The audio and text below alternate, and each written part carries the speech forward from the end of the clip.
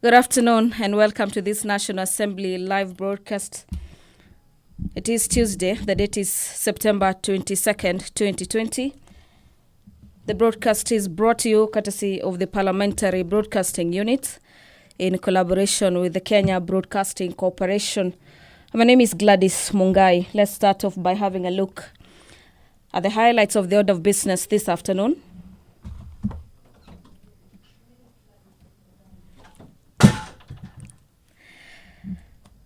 The House will today in the afternoon session be debating a bill by the Chairperson Select Committee on NGOs Constituency Development Fund. The bill is on the County Wards Equitable Development Bill, Senate Bill number 34 of 2019. The Chairperson Special Funds and Audited Accounts will be moving a motion on the audited accounts for the financial statements for the National Government Constituencies Development Funds, that this House adopts the 9th report of the Special Funds Accounts Committee on the audited financial statements. This is for the National Government Constituencies Development Fund for the constituencies in Kiambu County. The report was laid on the table of the House. The date is February 25th, 2020. The Chairperson Departmental Committee on Environment and Natural Resources will be moving a procedural motion. This is on the extension of period for the consideration of specified petitions, that notwithstanding the provisions of Standing Orders number 227, subsection 2, on committees of petitions, and aware of the challenges posed by COVID-19 pandemic in hindering the House committee sitting, and cognizant of the request by the relevant ministries, as well as additional time to make submission on petitions. This is before committees, and recognizing the need to engage other stakeholders for detailed information, this House resolves to extend the period for consideration of the public petitions laid before the Departmental Committee on Environment and Natural Resources for a further 60 days.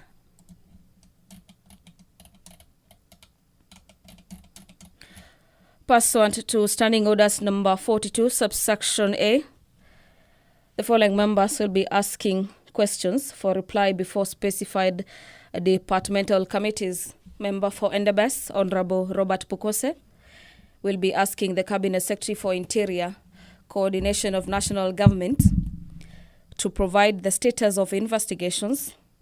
This is into the killing of the late Tom Wekesa Sirengo that occurred on the 11th of September 2020 at around 9 a.m. in Molwem Center in Endebess constituency. The Honorable Member will equally be seeking to understand what steps the Ministry has taken to apprehend the perpetrators of the heinous act, as well as what urgent steps the Ministry of Interior is taking to curb the increased insecurity in Endebess constituency, and in particular in Molwem area.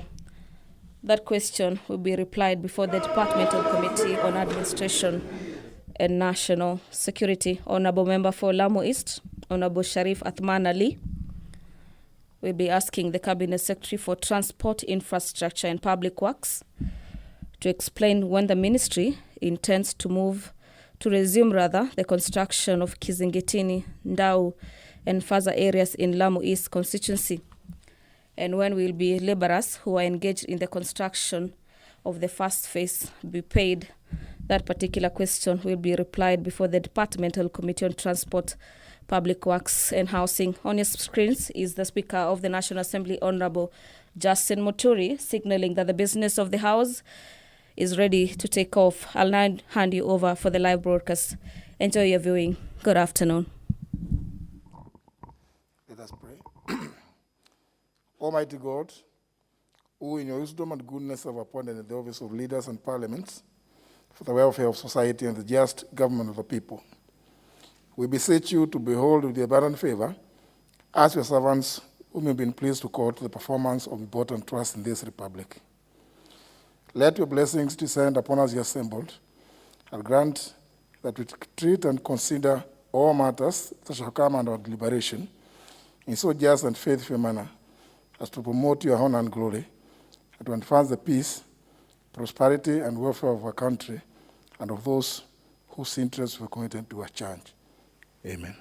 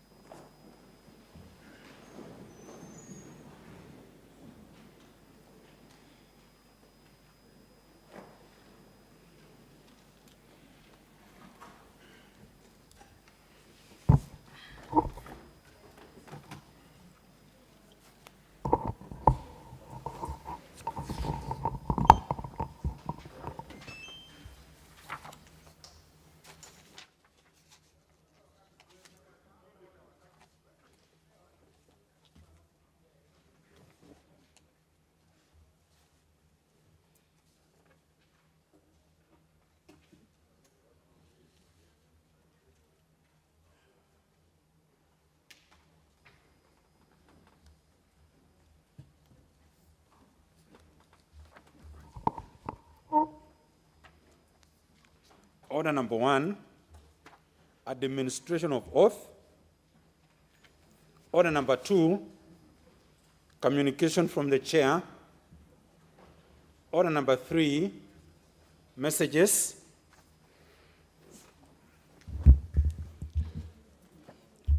Honorable members, standing order number 41 requires the Speaker to expeditiously report to the House any messages received from the Senate.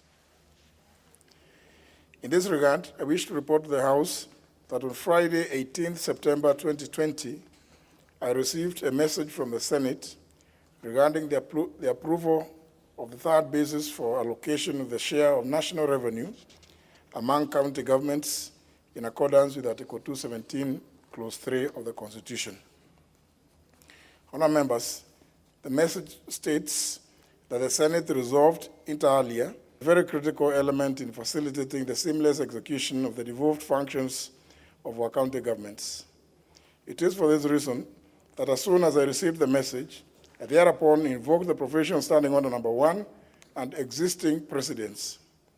This resulted in my immediate forwarding and the committal of the message, together with the accompanying third basis for revenue allocation formula, to the Budget and Appropriations Committee for consideration.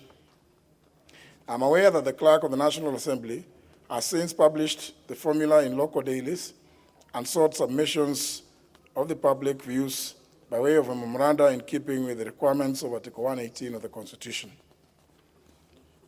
Honourable members, as the chairperson of the House Business Committee, I reiterate my undertaking that I made through my communication number 53 of 2020 on unlocking funds transferred to the county governments for financial year 2020-2021 on the 8th of September 2020, that the committee will prioritize this matter due to its urgent nature.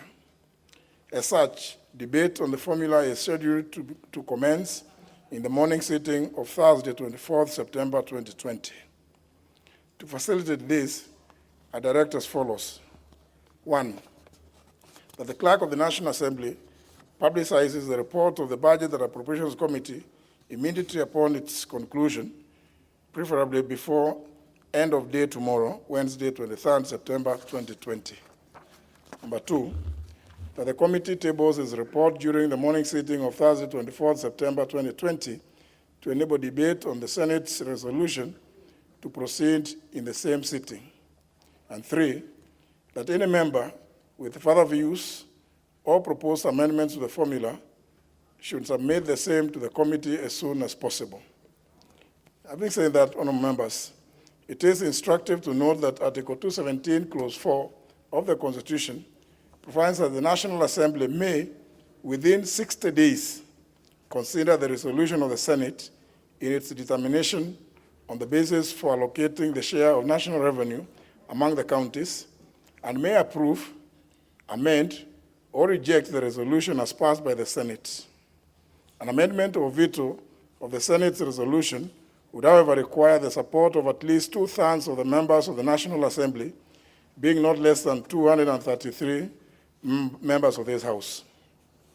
In conclusion, honourable members, the application of Revenue Bill 2020 soonest thereafter.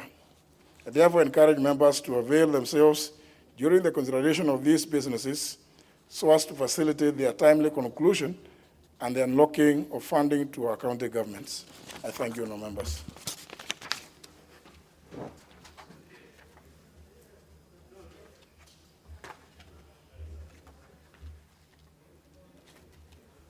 Next.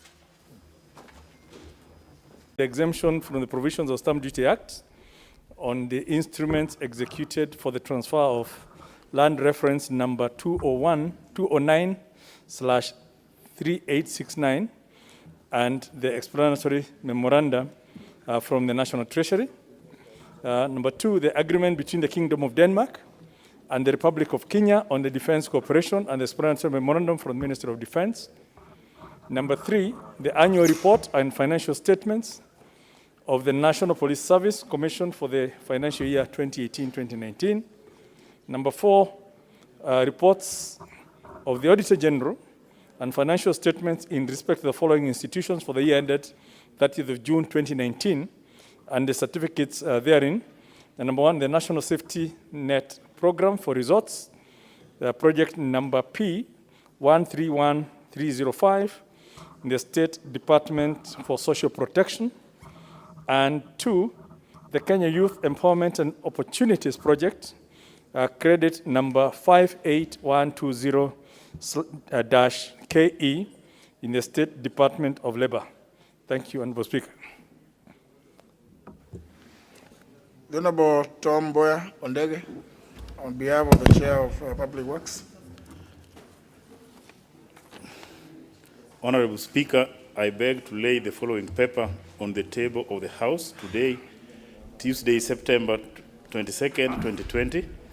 Report of the Departmental Committee on Transport, Public Works and Housing on its inquiry into the use of the standard gauge railway. Next order.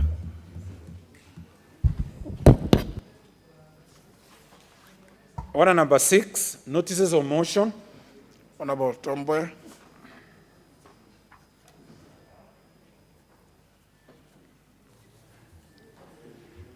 Honourable Speaker, I beg to give notice of the following motion, that this House adopts the report of the Departmental Committee on Transport, Public Works and Housing on its inquiry into the use of the standard gauge railway laid on the table of House on Tuesday, September 22nd, 2020. Next order. Order number 7, questions and statements. First segment of questions. Question by private notice by the member for Endebess. The Honourable Pukose.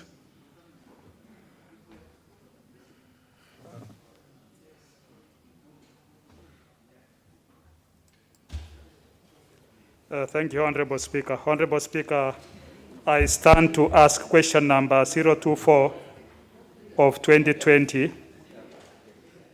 to the Cabinet Secretary for Interior and Coordination of National Government.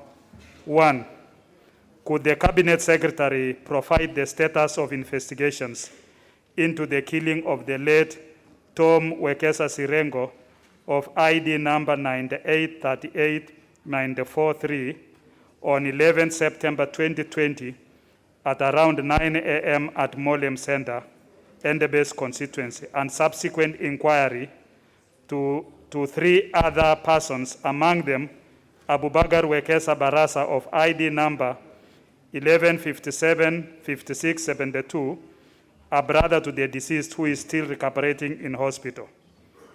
2, what steps have been taken to apprehend the perpetrators of the heinous act? 3, what action has been taken against the police officers at Endebess Police Station who on 11 September 2020 at around 1:30 p.m. declined to avail the statutory P3 forms to the other injured persons, namely Wanyonyi, Mwabawa, Nafula of ID number 98 38 94 3, and Saum Naliaka Wanyonyi. 4, what urgent steps the ministry is taking to curb increased insecurity in Endebess constituency and in particular Molem area? Thank you, Honorable Speaker. To be responded to before the Departmental Committee on Administration and National Security. Committee is advised to note that this is a question by private notice and therefore requires a response within if possible, in the course of the week. Next are the ordinary questions. First is by a member for Lamu East, Honorable Sharif Athmani.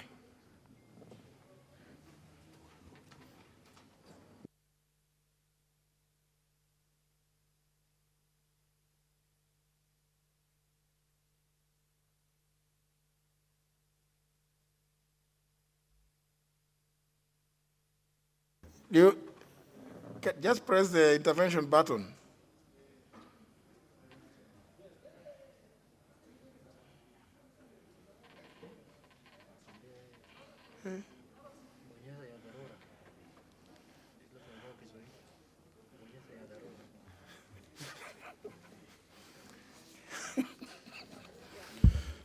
Thank you, Honorable Speaker. Honorable Speaker, I wish to ask a question number 176 of 2020, called the Cabinet Secretary explain when the ministry intends to resume the construction of the Kizingitini, Ndau, Faza, and Majumali seawalls in Lamu East constituency, which stalled. Number 2, when will the laborers who were engaged in the construction of the said seawalls be paid? Thank you, Mr. Speaker. Will be replied to before the Departmental Committee on Transport and Public Works and Housing. Next question by the member for Kadiani. Thank you, Mr. Speaker. I rise to ask question number 180 of the 2020 to the Cabinet Secretary for Energy. First one is, when will the ministry address the dangers posed by the main electricity power line passing through Kayani Secondary School in Kadiani constituency, which is endangering the lives of learners, teachers, staff, and parents, and further hindering infrastructure development in the school? And 2, could the ministry reconsider rerouting the power lines away from the school? Thank you, Mr. Speaker. To be replied to before the Departmental Committee on Energy. Next question by the member for Moyale, Honorable Gufu, who has requested for deferment. Request has been acceded to. So we move to the, but you requested for it to be deferred.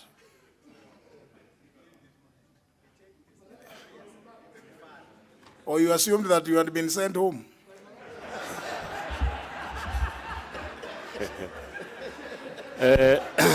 Proceed, Honorable Gufu.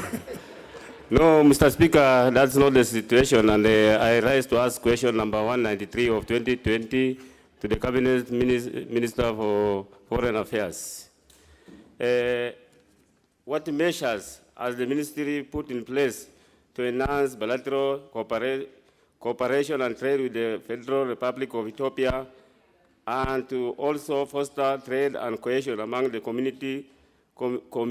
communities residing along the Kenya-Ethiopia border of Moyale? 2, could the government consider operationalization of the one-stop border point along the Kenya-Ethiopia border in Moyale? Thank you, Mr. Speaker. Very well. To be replied to before the Departmental Committee on Defense and Foreign Relations. The next question is by the member for Mandera West, Honorable Haji. Thank you, Mr. Speaker. I stand to ask question number 195, 2020, to the Cabinet Secretary, Ministry of Education, or Cabinet Secretary Education. Question number 1. What steps is the ministry taking to improve and enhance service delivery in the Ministry of Education office at Mandera West Sub-County headquarters that serves that serves teachers from more than 78 primary schools and 9 secondary schools in the vast area? Number 2, when will the ministry create administrative unit designated as educational zones and deploy curriculum support officers?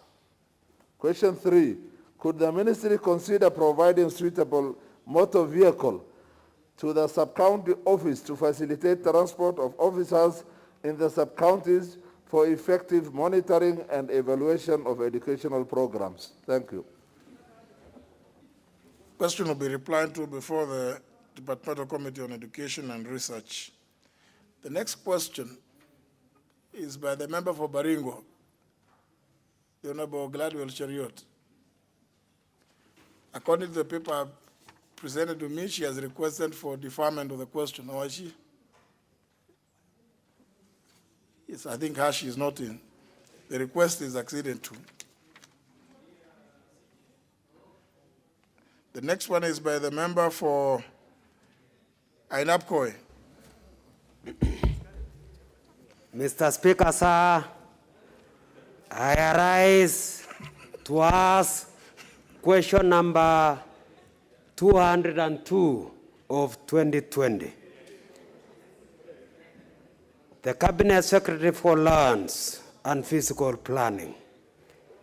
When will the ministry issue title deeds to the owners of land reference number 77/505 in Munyaka area of Ainapkoi constituency in Uasin Gishu County? Thank you, Honorable Speaker, sir.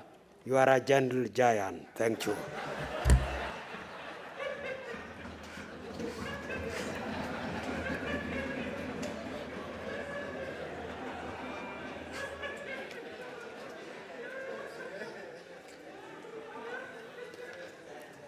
Very well. The question will be replied to before the Departmental Committee on Lands.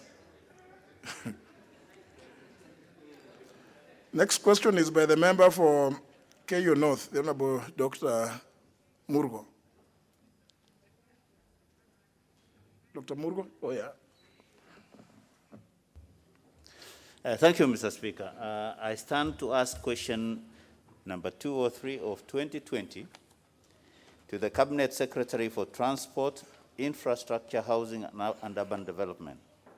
1. When will the ministry compensate persons affected by expansion and rehabilitation of a 12-kilometer section of the Iten-Bugar Road to bitumen standards that was completed in December 2016? 2. What has caused the delay in the payment of the compensation? I think you must be very well. Proceed. Thank you, Mr. Speaker. I rise to stand question number 207, directed to TSC, the Teacher Service Commission. Why has the Teacher Service Commission office taken inordinately long to establish a sub-county office in Lafi? When will the Commission establish the Lafi sub-county office and have it staffed with the required personnel to facilitate efficient administration of teacher service in the area? Thank you, Mr. Speaker. That you indicate you need a written reply. The question will be appropriately directed for the same. The next question is by the member for Kitui West, the Honorable Endeth Nyense, who has requested for its deferment. Request has been acceded to. Question deferred.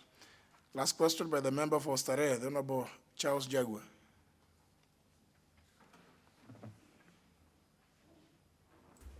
Thank you, Mr. Speaker. I rise to ask question 240 of 2020, directed to Cabinet Secretary for the Ministry of Interior and Coordination of the National Government. 1. Could the Cabinet Secretary explain the status of investigations into the premature death of 4 persons, namely Melissa Okwemba, ID number 2266-05088, and her unborn baby James Otieno, ID number 274-11976, and Asili Sophia, minor, and injuries to 8 persons, namely Benedetta Katungwa, ID number 3033-3697, Collins Kiprop, ID number 3743-1323, Beatrice Kwamboka, ID number 2856-1288, Albert Nyereru, ID number 205-76972, Elizabeth Nyamboke, Robinson Vali, minor, Dominic Kioyo, minor, David Nyakundi, minor, and damages of properties that occurred on 12th September 2019 as a result of a collapsed perimeter wall in Kamongo area, Landmawe Ward, Starehe constituency. 2.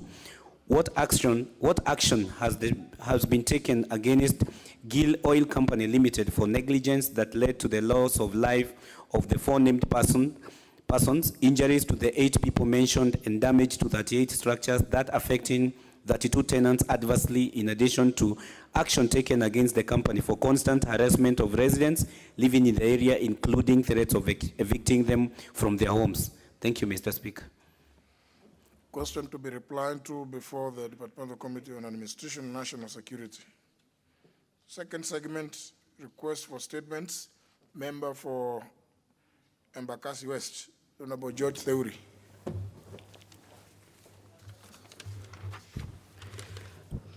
Thank you, Mr. Speaker. Honorable Speaker, pursuant to Standing Order 44-2C, I wish to request a statement from the Chairperson of Department Committee of Transport, Public Works and Housing on overdue expansion of Kagundo Road. Honorable Speaker, Kagundo Road is a major road traversing through Embakasi West constituency and whose importance has significantly increased following the exponential increase of population living and working along the extensive road, as well as motorists using the road on a daily basis. However, Honorable Speaker, the 3.9 road is currently heavily congested and is used by motorists heading to and from Komarok, Kayole, Jiru, and other satellite estates, thereby causing massive traffic gridlocks. In addition, the Kagundo Road Fire Station and the new Wakulima Market, which will serve over 2,000 traders, are both located along the road, which is primarily one of the reasons that led the National Transport and Safety Authority to label Kagundo Road as one of the city top 5 high-risk roads. Honorable Speaker, recently expansion works on the road that commenced on 2019 have been below expected standard and have done little to reduce the road congestion, thus necessitating comprehensive expansion commensurate with the road, traffic road, and is on account of these concerns that I seek for a statement from the Chairperson of the Department Committee on Transport, Public Works and Housing on 1. How much money was spent on the recent expansion works on Kagundo Road, and 2. What are the specific designs of the dual carriageway, its projected cost and scheduled timelines for expansion and improvement? Thank you, Mr. Speaker. The Chairperson, Departmental Committee on Transport, is in the chamber? Or is it the case that today the Honorable Tom Boya-Ondege is the one holding brief? How long do you think you'll take to respond? Oh, Vice Chair is here. The Honorable Tom Boya was the one laying the table, the papers. The Honorable Wamushamba. How long do you think it will take you? Honorable Speaker, thank you for giving me the opportunity to respond. But unfortunately, Honorable Speaker, we did not get enough time, adequate time to prepare this morning because we thought the Parliament is going to be dissolved. And therefore, it will allow us to 2 weeks so that we can be able to handle the matter. We are happy that at least you have given us the statement that we are safe, and therefore we will make sure that we do what's supposed to be done. Thank you so much, Mr. Speaker. Very well. 2 weeks, Honorable Deuri. 2 weeks. Next request is by the member for Nairobi County, the Honorable Esther Modoni Passaris. Thank you, Mr. Speaker. Honorable Speaker, Person Standing Order 40, when they fail to pay these medical bills. It is against this background that I seek a statement from the Chairperson, Departmental Committee of Health. In the statement, the Chairperson should address the following issues.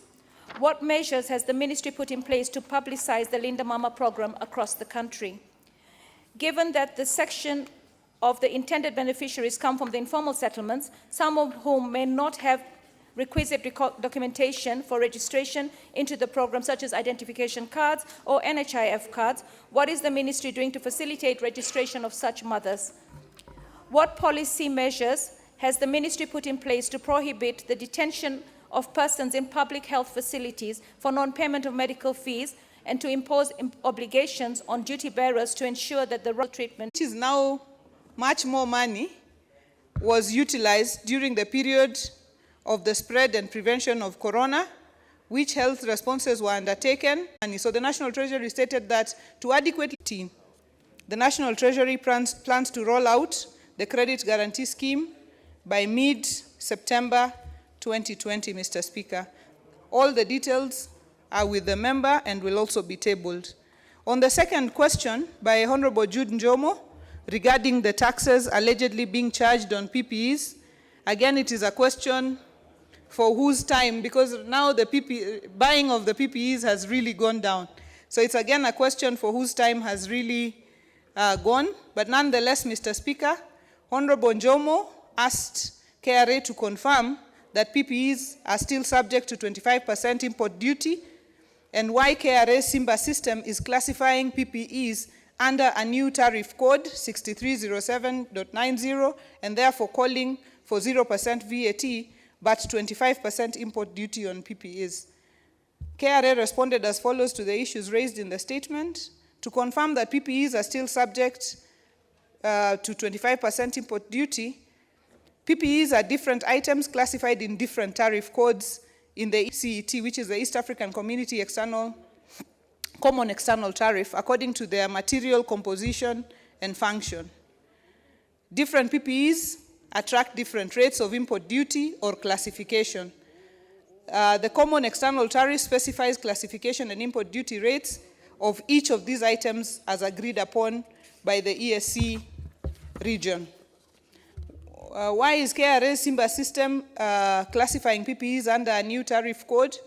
All goods traded through customs are classified in accordance to the World Customs Organization and WTO harmonized system nomenclature, which assigns special unique codes to goods or classes of goods. Custom administration or custom unions apply the tariff rates to the HS codes. In Kenya, tariff rates are determined by the ESC CET, applicable to all ESC partner states. In April 2020, the World Customs Organization, jointly with the WHO, issued classification guidelines for COVID-19 medical supplies to its member states. Mr. Speaker, the classifications have been provided again in a very long table, and this is available to the Honorable Jude Njomo.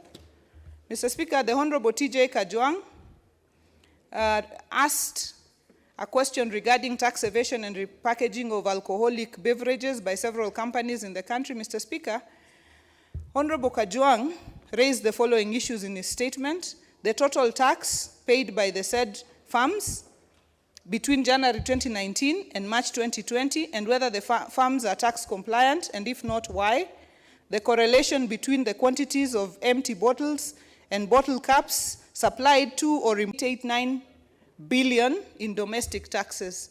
Corporation taxes are paid on installment basis depending on the profit projection of the company. However, for year 2019, the final return is expected in June 2020.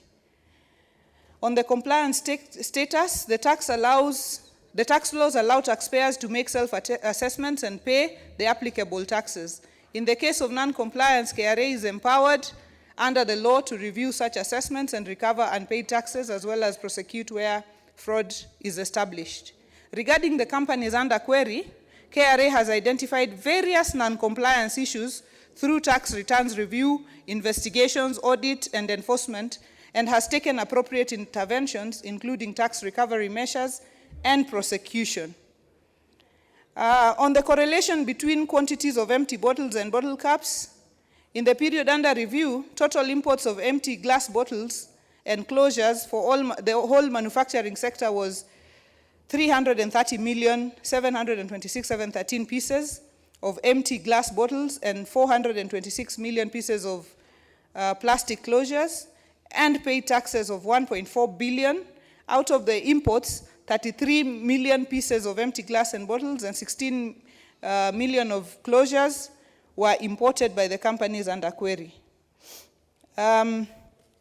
Speaker, the rest of the details are there, and Honorable Kajwang has the statement. Whether the said firms and their directors have been involved in tax evasion in the past, the authority is conducting an in-depth audit on the companies and their directors, and the findings of the investigation and audits has indicated non-compliance. For platinum distillers, the tax evaded was 479 million, resulting from undeclared volumes and stamp usage. The action taken is directors have been charged in court. Case at Makadara, case file is indicated there. Assessment and demand of taxes done, 134 million conceded and 90 million paid. Balance appealed. Two Cousins Distillers also has the details. Africa Spirits, the details are there. Keroche Breweries, the details are there as well. The measures that have been taken to ensure that all importers of such consignment pay necessary taxes, the authority has put in place several measures as indicated in the document, Mr. Speaker. The document is very comprehensive. If I read it all, Mr. Speaker, we will sit here and we have much more pressing matters. So, Mr. Speaker, I will just ask the Honorable Kajwang to go through the details that have been provided. To Honorable Owen Bayer, regarding disbursement of Equalization Fund, these were the responses. In terms of unutilized funds for the period 2015 to 2020, disbursement of funds made from Equalization Fund to date are based on the first policy on marginalization, which identified 14 counties. The policy also recommended the criteria for sharing the revenue among the 14 counties. So in 2014-15, 400 million was disbursed. 2015-16, 6 billion. 2016-17, 6 billion, bringing the total to 12 billion, 400 million. The total amount expended for project implementation since inception of the Equalization Fund is only 2 billion. This means that there is a balance of 9.9 billion that is yet to be expended. So why has the National Treasury failed to disburse the Equalization Fund? The National Treasury has not been able to disburse the funds due to High Court ruling that quashed the guidelines on administration of the Equalization Fund. So when is the National Treasury expected to disburse the next disbursement? I think the long and short of the answer there is that they are working on regulations as per the requirement of the court order. Thank you, Mr. Speaker. I have summarized as much as I could. Thank you.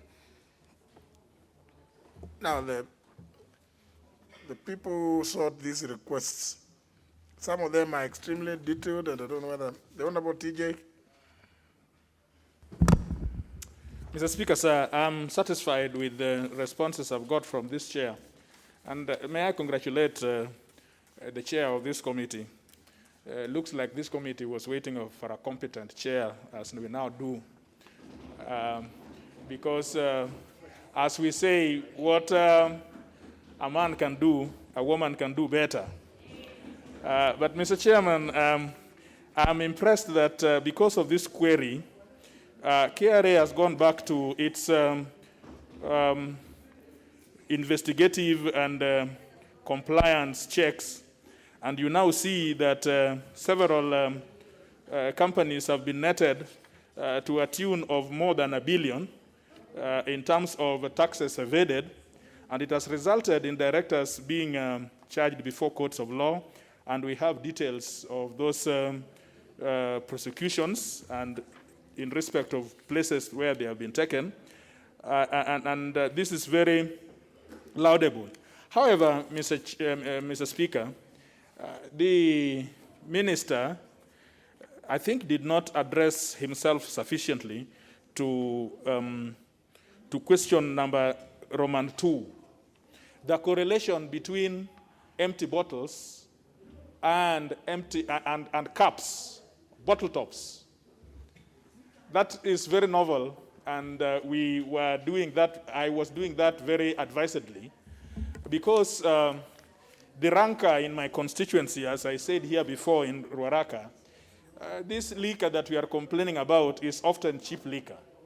And what the instructions which I had from Ruaraka that I was prosecuting is that you find that distributors and distillers will use the bottles, but after using the bottles, they regurgitate, they use the same bottles again in recycle, using sometimes very dangerous substance, including ethanol.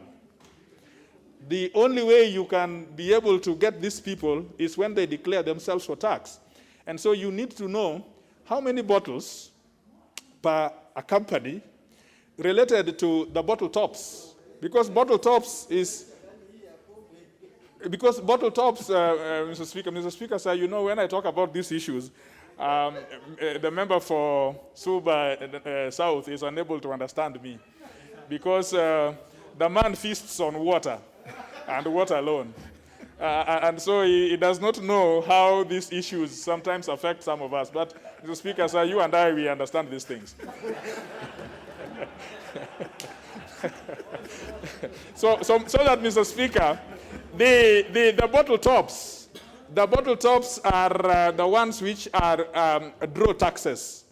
So if you then can relate the two, then you are, for example, able to show that this company is involved in prudent production of what it is. Now, what you see here, I have information, very detailed information, about the bottle tops. I mean, about the bottles, empty bottles. I do have, it is here. But I don't have information on the bottle tops. So I would ask, with a lot of respect to the chair of the committee, that they would ask for a supplementary. It's not quite a supplementary, it's a clarification. That we get information on bottle tops, that then we can relate to the empty bottles, that then our issues can be prosecuted. Mr. Speaker, sir, you saw it the other day in a place called Dindiri, outside Ruaka here, a place which my friend, the Honorable, the Vice Chair of the new Vice Chair of that committee knows. And also in, I think, Gatundu. Members of the public are out there, particularly women, crying about cheap liquor. Even during this time when COVID, and you know, His Excellency, the President, should take a lot of, we cry that we cannot close some of these substances forever. But he did close this thing since February. But even when, during this COVID period that liquor has been closed, you still find mothers there crying that there is a lot of illicit drink. And I think it is also related to COVID. But I will say that for my purposes, I would wish that in Ruaraka, young people, men and women, are able to drink proper liquid, which is certified as spirit, and maji, water which is blessed. I didn't want to turn into Swahili and say maji haramu, but I wanted to say that it is water which is blessed, because blessed by KRA and blessed by the yes, so that this is concerns us in Ruaraka, because otherwise you get young people indulging in illicit brews and so on, which is a big problem in our work industry. I thank you, Mr. Speaker, for the response I have, except for those amendments that the chair can look at. Thank you very much. Member for Soy, Honorable Costani. 3 billion to 15 counties. In these counties, Honorable Speaker, many of the Kenyans, small Kenyans who have been doing works worth 2 million, 3 million, 5 million, they have not been able to be paid. And this of a period of time since 2008 up to now, 2018 up to now. And these are people who, that profit is a very small amount for them to be able to make. And therefore, keeping this equalization fund not getting money for a long period of time hurts these people and gets them out of the market. The regulations, Mr. Speaker, the not being able to account for that fund.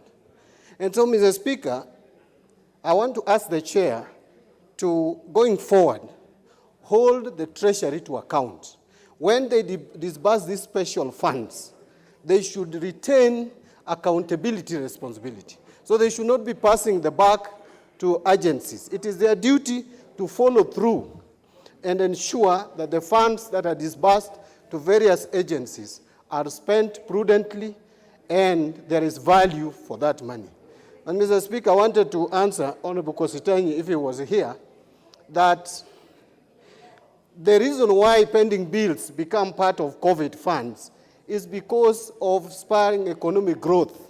Mr. Speaker, we realize, and this House, we passed a resolution after the President made a pronouncement that all pending bills must be settled to help the economy to grow. So he was wondering what COVID funds is doing in pending bills. It's because he's spending limited time in this House, Mr. Speaker. That is a question a member of Parliament. We have wasted. Speaker, just because today we are around the area. The Speaker, Article 204 is the one that establishes the Equalization Fund. And it's very, very specific.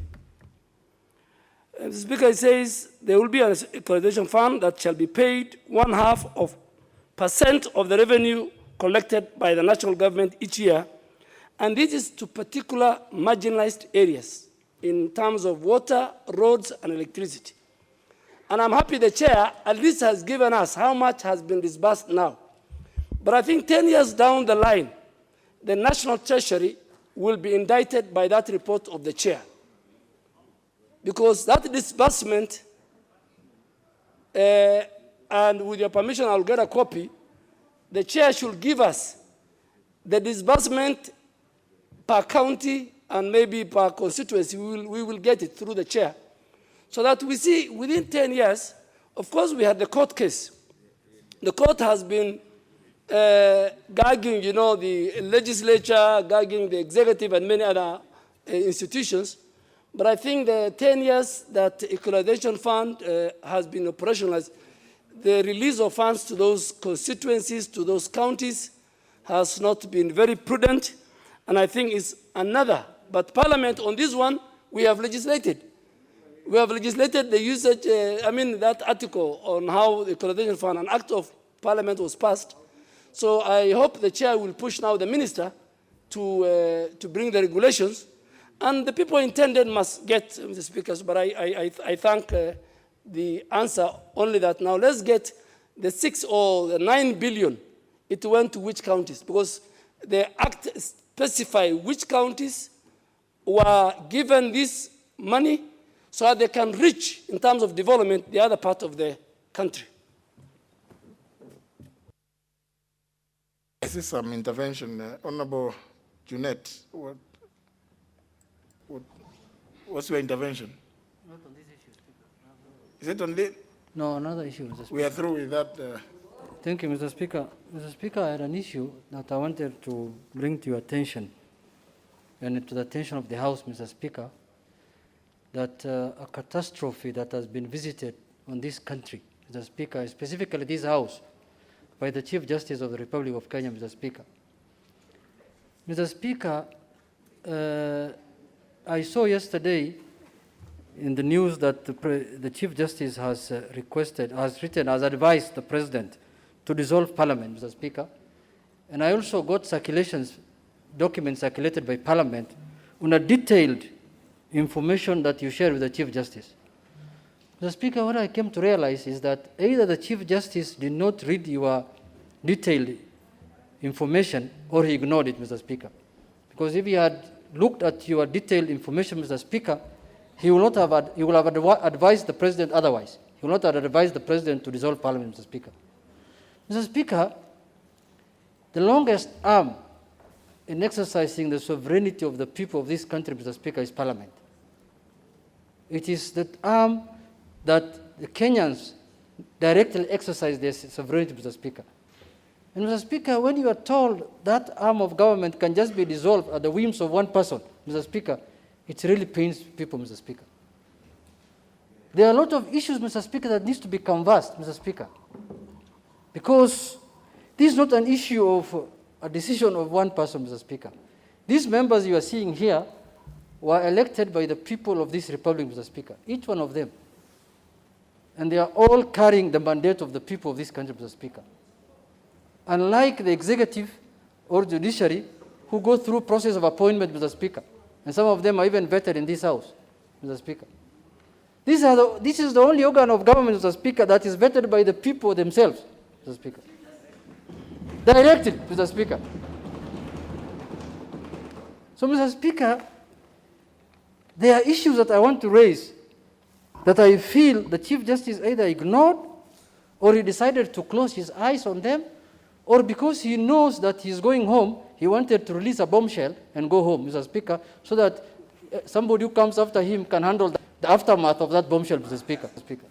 Mr. Speaker, when Kenyans got the new constitution in 2010, they gave 5 years for Parliament to legislate on the issue.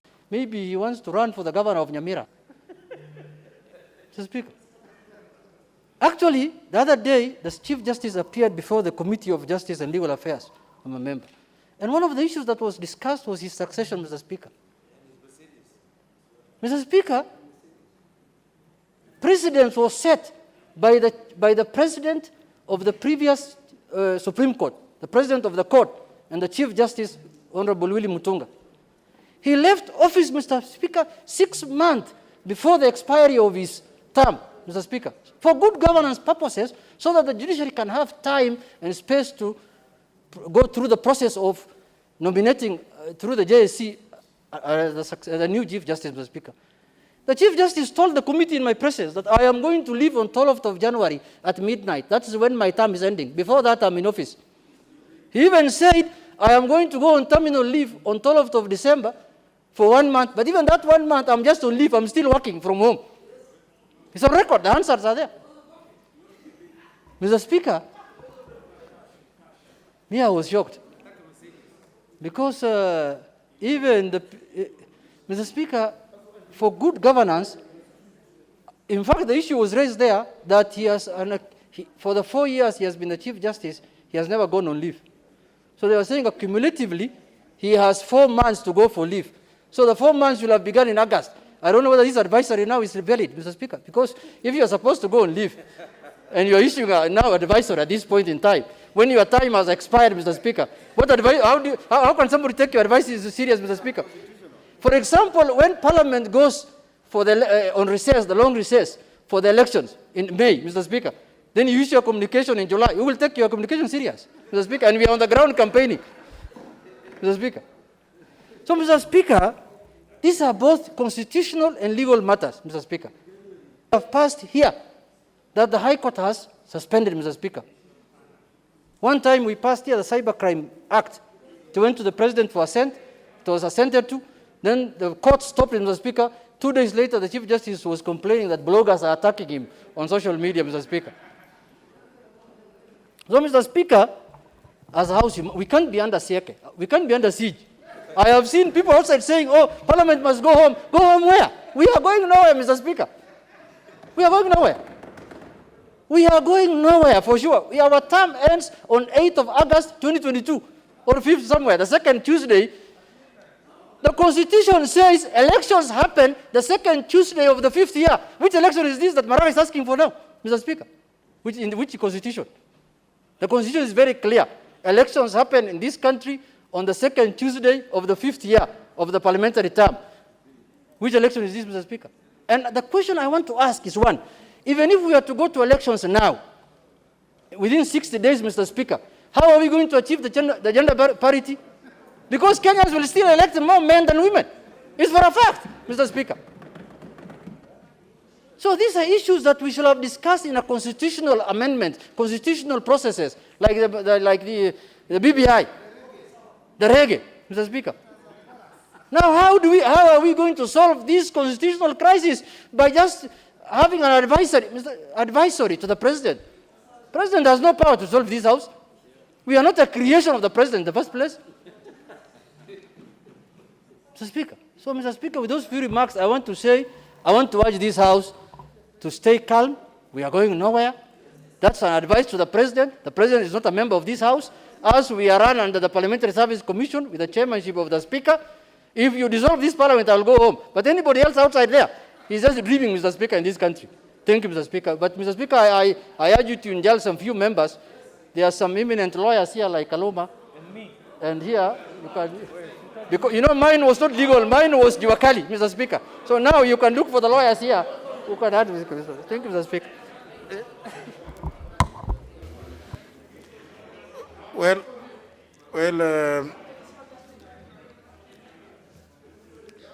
But it's good to be calm.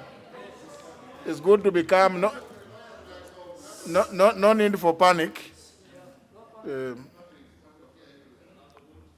Let me hear a member who was an active and foremost member of the Committee of Experts, the member for Arienda.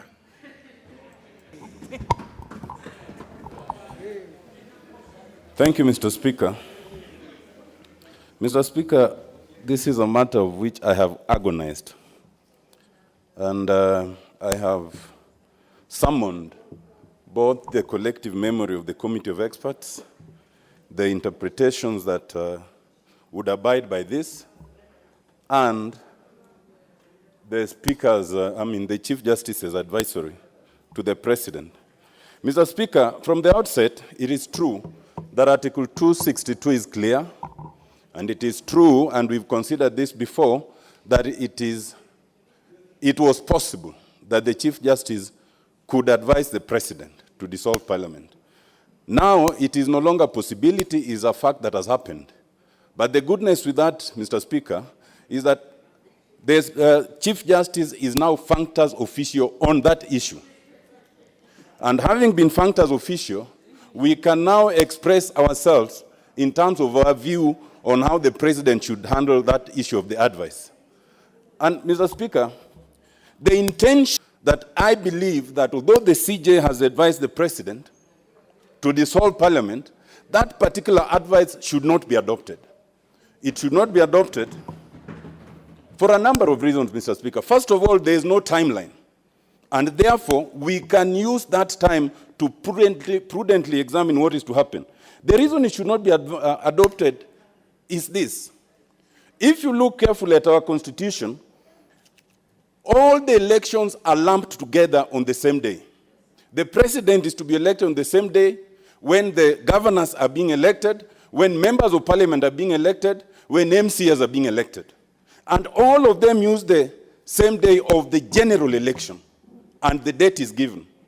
Any consequence, in my view, of dissolving Parliament must of necessity dissolve all those other bodies, including the presidency as elected. And that then would mean that we would not just be talking of a crisis of Parliament, we'll be talking of a crisis of all other institutions. And then we come to the second bigger difficulty. If that is to be so, for the President who is serving his second term, for the governors who are serving their second term, and who by the Constitution would be barred from further running, for this particular one, will they be eligible or not? That is a constitutional question that must be determined beyond just advising the President to dissolve Parliament. We are in even further problems as we speak today. The IEBC is not properly constituted. The Justice and Legal Affairs Committee only considered the draft bill, which is yet to be presented, on how to appoint further commissioners of the IEBC.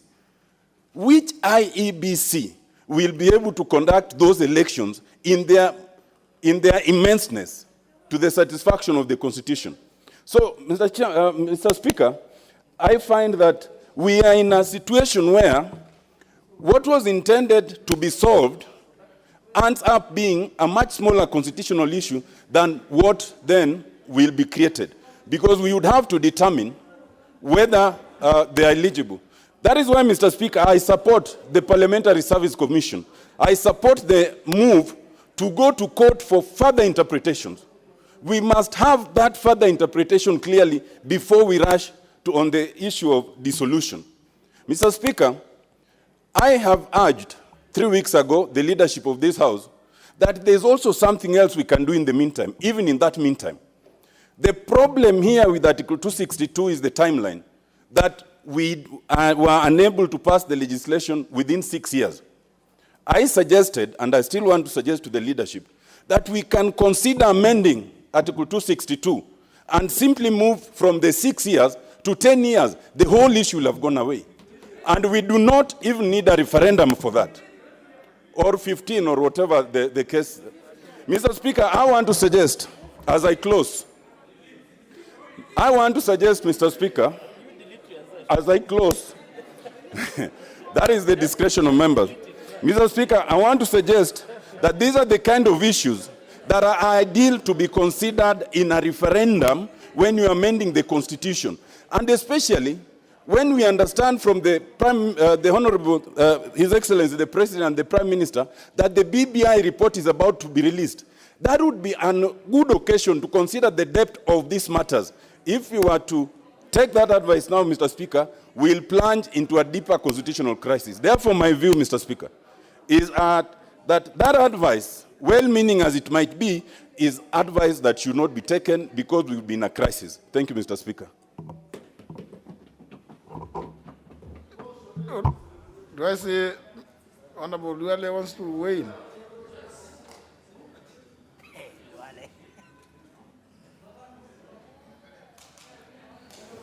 Mr. Speaker, I also want to confirm after your statement, the Parliamentary Service Commission, that there is no danger. But Mr. Speaker, with me, Honorable Kainan, Honorable Bandi, those of us who are in the 10th Parliament, I want to take the country and Honorable Kioni the memory line. In the 10th Parliament, this matter was brought to the floor of the House by the then Minister for Justice and Constitutional Affairs, the Honorable Mada Karua. And it was rejected. We were only 212. And later, in the 10th Parliament, the late Minister for Justice and Constitutional Affairs, Honorable Mutura Kilonzo, brought it to this House, to the 10th Parliament. It was rejected. Myself, as the leader of former leader majority, in the 11th Parliament, I tried twice. And the Speaker, parliaments world over, any jurisdiction, at the end of every question, the question will be put to members. Either the nays or the ayes will have it. Speaker, I look at the House of Congress, our counterparts in a presidential system. If you look at the House of Representatives, the Congress in the US, today they are 23%, 23.7%. Before that, they were stuck at 19.1% in terms of gender representation. So, Speaker, the Chief Justice, based on Article 1, Sub-Article 3 of the Constitution, I was elected by the people of Garissa Township, and a Chief Justice or a President, by a stroke of a pen, cannot declare my seat vacant. That is as clear as that. It is not the Chief Justice who voted for me. And the Speaker, those of us who are in the 10th Parliament, this matter, I wish Honorable Sophia was in that committee, parliamentary committee. Speaker, if you look at Article 1, Sub-Article 3 of the Constitution, delegates the sovereignty power of the people to, among others, Parliament. Further, if you read Article 94, Sub-Article 2 of the Constitution, clearly again indicates that Parliament represents the will of the people. We sit here, we represent the will of the people. The Chief Justice himself cannot become a Chief Justice without a due diligence process of this House. The Speaker, if you look at Article 94.1, it also confers the legislative authority on Parliament, and that authority is derived from the people. The people who woke up at 5, who voted for all of us. So, Speaker, my advice first to members of this House is that a time will come when we must have a unity of purpose. We must have a unity of purpose. Even if you don't talk to your women rep, even if you don't talk to your colleague, a time will come. The judiciary have a unity of purpose. The executive have a unity of purpose. But the legislature, over a period of time, didn't have a unity of purpose. Mr. Speaker, go to the House of Commons, and this is the time. And Mr. Speaker, this is the time.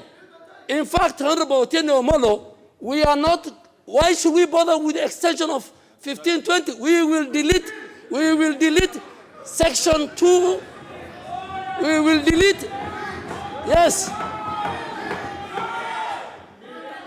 Mr. Speaker, the effect of the advisory. Mr. Speaker, the effect of the dissolution of Parliament, yeah, you know, Mr. Speaker, if we are talking about... Now, you... Mr. Speaker should be heard. Order, members. The Honorable Emilio Odhiambo, you seem to have forgotten suddenly that we are in the House. You have not yet been sent home. So just relax. Mr. Speaker, the effect of the dissolution of Parliament, as contemplated in Article 261, subsection 7, could be to prematurely cut short the term of Parliament, thereby precipitating a general election. So, Speaker, I read some lawyers, including the President of the Law Society of Kenya, by taking the legislature back to election, it is not a by-election. It is a general election. A general election, it is when the House goes full swing to an election. It is not a by-election. And now if we go to a general election, Mr. Speaker, the only general election contemplated in the Constitution is in Article 101(1) of the Constitution. And that says the second Tuesday of August every 5 years, there will be a general election. And that applies to the President in the reading of Article 136. It applies to governors in the reading of Article 180. It applies to county assembly members within the reading of Article 177. And Mr. Speaker, you know there's a difference between intelligence and wisdom. And that is why I tell people, former Chief Justice Willie Mutunga was a man who has been misunderstood. He was a man with a lot of wisdom. And I'm sure wherever he is, he could have done this. There are things that you do, even if the Constitution is explicit, but you must look at other factors. Public interest, wisdom. There must be wisdom. And I think with a lot of respect, I don't want to discuss the conduct of the Chief Justice, because he has, within the reading of Article 261(7), he has followed. But Mr. Speaker, the Chief Justice must answer the following questions. And I'm happy we are going to court. We are going to look for interpretation. The Chief Justice is the President of the Supreme Court, which is violation of that gender principle. Himself. The other head of the executive, the President, is in violation of the same principle. And we are three arms of government: the legislature, the judiciary, and the executive. So, Speaker, that's why I'm saying the Chief Justice should have, does the Constitution envisage another form of election other than the general election held on the second Tuesday in August of every 5 years? as envisaged under Article 101 of the Constitution. The Speaker, I have been elected to this August House 3 times. The people who elect me most, my loyal supporters, are women. And every weekend I go to Garissa. And the women of Garissa Township, they don't know anything about this 2/3 gender principle. They don't know. Mr. Speaker, Mr. Speaker, I must be heard as a member for Garissa Township. The Speaker, even this weekend I will go. Last night they asked me, if you listen to the vernacular, last night the women in my constituency asked me, why is Parliament? I am the member for Kisumu, must know that I am a ranking member and I'm the member for Garissa Township. I am no longer a leader. Mr. Speaker, progressively. Speaker, progressively, and you said it on TV, progressively from the 10th Parliament to the 12th Parliament, the number of women leaders have been increasing. Honorable Minnie Odhiambo is a classical example. She won twice. Honorable Sophia is here from the most, conservative constituency. Honorable Sophia, Honorable Shaban, they're here. The Speaker, we cannot create a constitution that gives free seat to one gender. We cannot. Unless we agree as a country, we change our electoral system and we go on party list. If we go on party list, if we go the Rwanda way, then we can talk about it. But as long as you come to this house through universal suffrage, if you want to stand in Migoe, in Kipipiri, you must be ready to face with Honorable Kimunya, the leader of majority. If you want to stand in Garissa Township and you're of the opposite gender, prepare to face me. There's nothing for free. So, Mr. Speaker, the other thing I want to raise, which is very, very important, as I conclude, Mr. Speaker, we need unity of purpose as the legislature. And Mr. Speaker, what the Chief Justice has done, and I think there's a man of the many people who were tweeting last night, the Chief Justice, I think what he has done to the President was described very well by an economist by the name David Ndii. He said, Justice Maraga has given the President a grenade when he has removed the pin. That is how, David Ndii tweeted. And the Speaker, this morning, when I prayed my 5:30 prayers, I decided to watch TV. And I listened to, I don't know whether she's around, she was somewhere here, Honorable Boss Sholei, Gladys Boss Sholei. And I want to tell my colleagues here, this matter, you can't blame it on the 12th Parliament. If you are in the 11th Parliament, you saw what I went through myself as a leader of majority. In the 10th Parliament, may his soul rest in peace. Honorable Kainan and Bandi and Kioni will tell me, and Kimunya, what the late Butula Kirozo went through.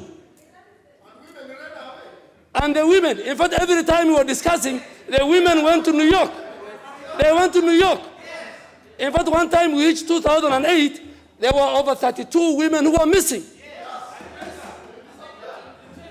Mr. Speaker, I think what we should not be bothered by that advisory opinion. We will deal with the way the PSC has done it. Let's continue with our function. But please, when we enter the precinct of Parliament, let us behave when the judges and the magistrates enter within the precinct of the judiciary. There is a unity of purpose. And I can tell you, I am not a lawyer, but my tweets last night, and Honorable Junet, in fact, the only legal man in this country who spoke for this Parliament is the Grand Mullah. We were waiting for Grand Mullah to tweet until 9 p.m. I don't know what he was planning. He was researching. And Grand Mullah, from where I come from, is an authority.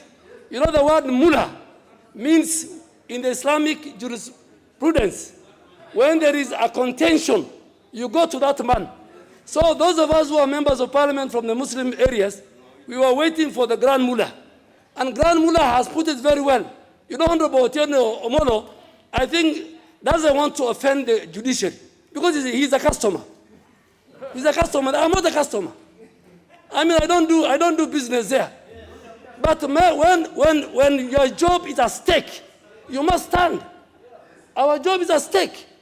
Somebody wants to cut our 5-year term irregularly through a fraudulent means without looking at the Constitution holistically.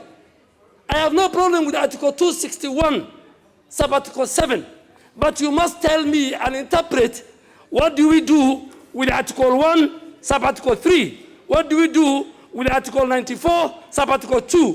What do we do with Article 94, Sub-Article 1?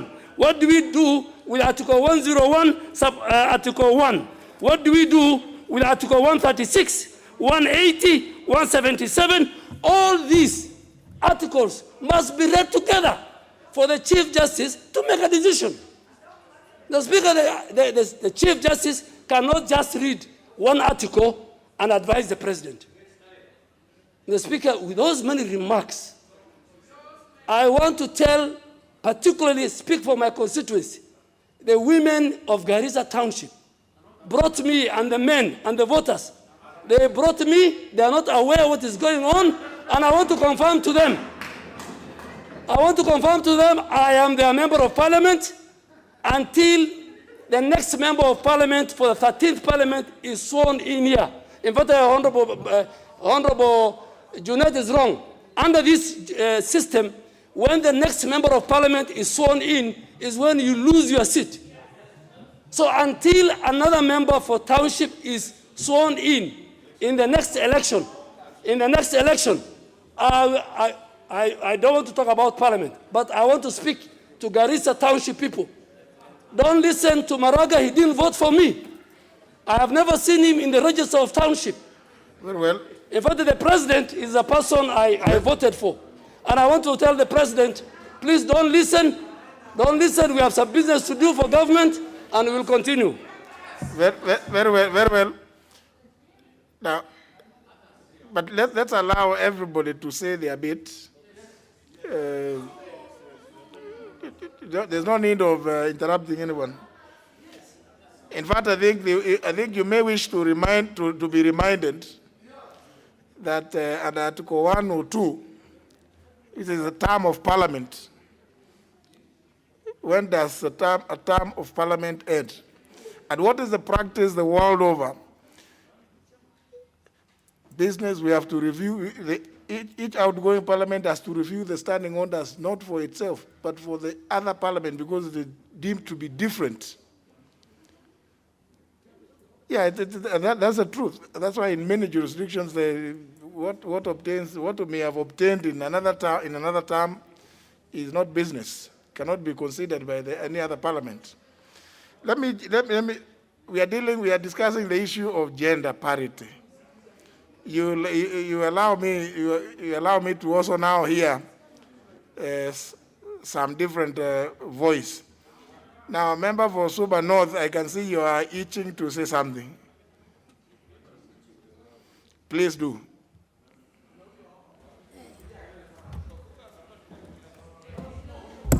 Thank you, Mr. Speaker, for giving me this opportunity. And Mr. Speaker, I want to say from the onset that I agree with the Honorable Chief Justice in his decision, and I want to speak as a lawyer and as a person who comes from the background of gender activism. There's nothing wrong with being a gender activist. We are all activists for our constituents. So the same way I'm also an activist of Suba North and of fishermen, I'm also an activist of gender. And I have no apology for that. Mr. Speaker, I want to say that the Parliament of Kenya has done its bit. We have brought several bills before this House so many times before, and Parliament has expressed itself. Parliament does not have to express itself only in one direction. Parliament can say a yes, and Parliament can say a no. And Parliament has said a no. And Parliament having said a no, the matter moves to a different authority. And the different authority here is the Chief Justice. Nobody abused Parliament when Parliament made its own decision. The Chief Justice has also made his own decision based on Article 261(7) of the Constitution. And it is nothing personal.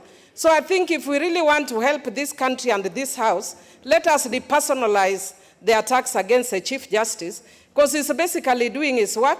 He's extricated himself and is finished, and that's why Honorable Tiende is calling him factus officio in this matter. The matter has now gone to the President, who will either decide to dissolve Parliament, or because there is that lapse in the Constitution about timelines, he can choose to dilly-dally. And if he wanted to help Parliament, for instance, he can choose to dilly-dally. But, Mr. Speaker, one of the things that I want to say is this, that let us be very serious the way we deal with this issue as a Parliament. And the reason we want to be serious with it is that we will deal legally, and the Chief Justice has dealt legally. But there is also politics. And once it has gone to the President, none of us can say with authority that they know how the President is going to deal. He can actually dissolve Parliament. And once he dissolves Parliament, you are home. Personally, I'm not scared, and I'm willing to go home, and I'm willing to be elected or be thrown out, because it's not about me. One thing I am very sure about is that even if I'm not elected, somebody from Suba North will be elected. The issue is about standing on principle, and I stand on the principle of gender equality. Mr. Speaker, having said that, I just want to indicate that on my view as a lawyer, people have been talking about what kind of elections can we have. There's general election that I think Honorable Duale has been referring to, because he was saying you need to read. I don't want to recite all the authorities that he's saying about. And there's the by-election that some members have been talking about, and each of them has its own consequences, depending on which one we choose to interpret it by. But, Mr. Speaker, if you look at this article, it actually talks about an election sui generis, which is neither general nor by-election. It would be an election sui generis. And it's not just sui generis for purposes of our own elections, but in the world, because there is no precedent or constitutional precedent from other countries with this provision. It is actually a provision that is very Kenyan. Just like Honorable Tiendo, who sat in the committee, I also have legislative history, and I know why we came up with this. And if we actually go to legislative history, it will show you why we came up with this. And I sat in the Constitutional Implementation Oversight Committee in the 10th Parliament as the Vice Chair. And we actually rushed to ensure that we pass this because of this article in the Constitution. And the reason we are doing that is because we were concerned about Parliament failing, as has been the history in the country, to pass certain laws. Mr. Speaker, let us be sober. I would urge that we come up with a team in this House to look at this matter from a very sober perspective. The only thing I agree with Honorable Duale is on the issue of unity of purpose. Not because I fear going back home, but because we need to be sober in the manner that we deal with this issue. It is not a men versus women campaign or fight. It is an issue that is of interest to Kenyans. I know very many male members are telling me, and some have been calling me saying, don't support because you are elected. It's not about me as Millie Odhiambo. It's about a principle. And that is why, for instance, Mr. Speaker, that we were having this impasse at the Senate about revenue. And revenue was about minorities and minority communities that are feeling let out. It's the same manner and the same challenges that women face, that persons with disabilities face, that youth face. And when we start using this kind of approach, then we'll cut them out forever, Mr. Speaker. Let us be sober. Let us give a working solution. Mr. Speaker, I would want to say the Parliamentary Service Commission, I don't have a problem with Parliamentary Service Commission going to court because it's actually the right of the Parliamentary Service Commission.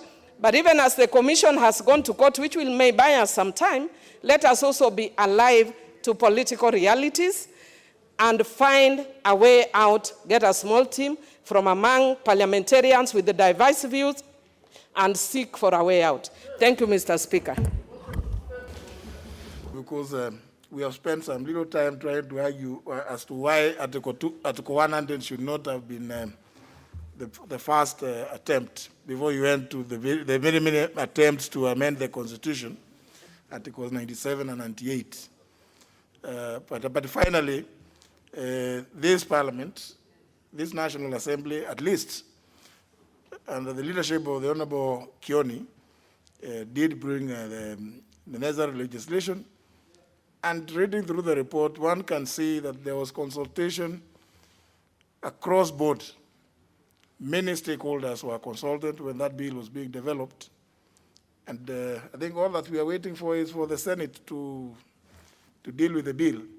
I only hope that the Senate will not put it in the coolers, because we need to have movement. That bill addresses the issue of representation of women, youth, persons with disabilities, minorities, and marginalized. So in that respect, and that bill was supposed to be enacted within a period of 5 years.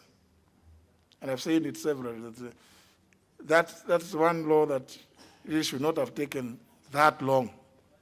But the Honorable Millie Odhiambo and many others of our colleagues would know that we have had arguments about whether that is the route to go or we should go the route of amending the Constitution, Article 97 and 98. Honorable Keinan, you wanted to weigh in? Thank you, Mr. Speaker. Mr. Speaker, I agree with those who have said that we need to have unity of purpose.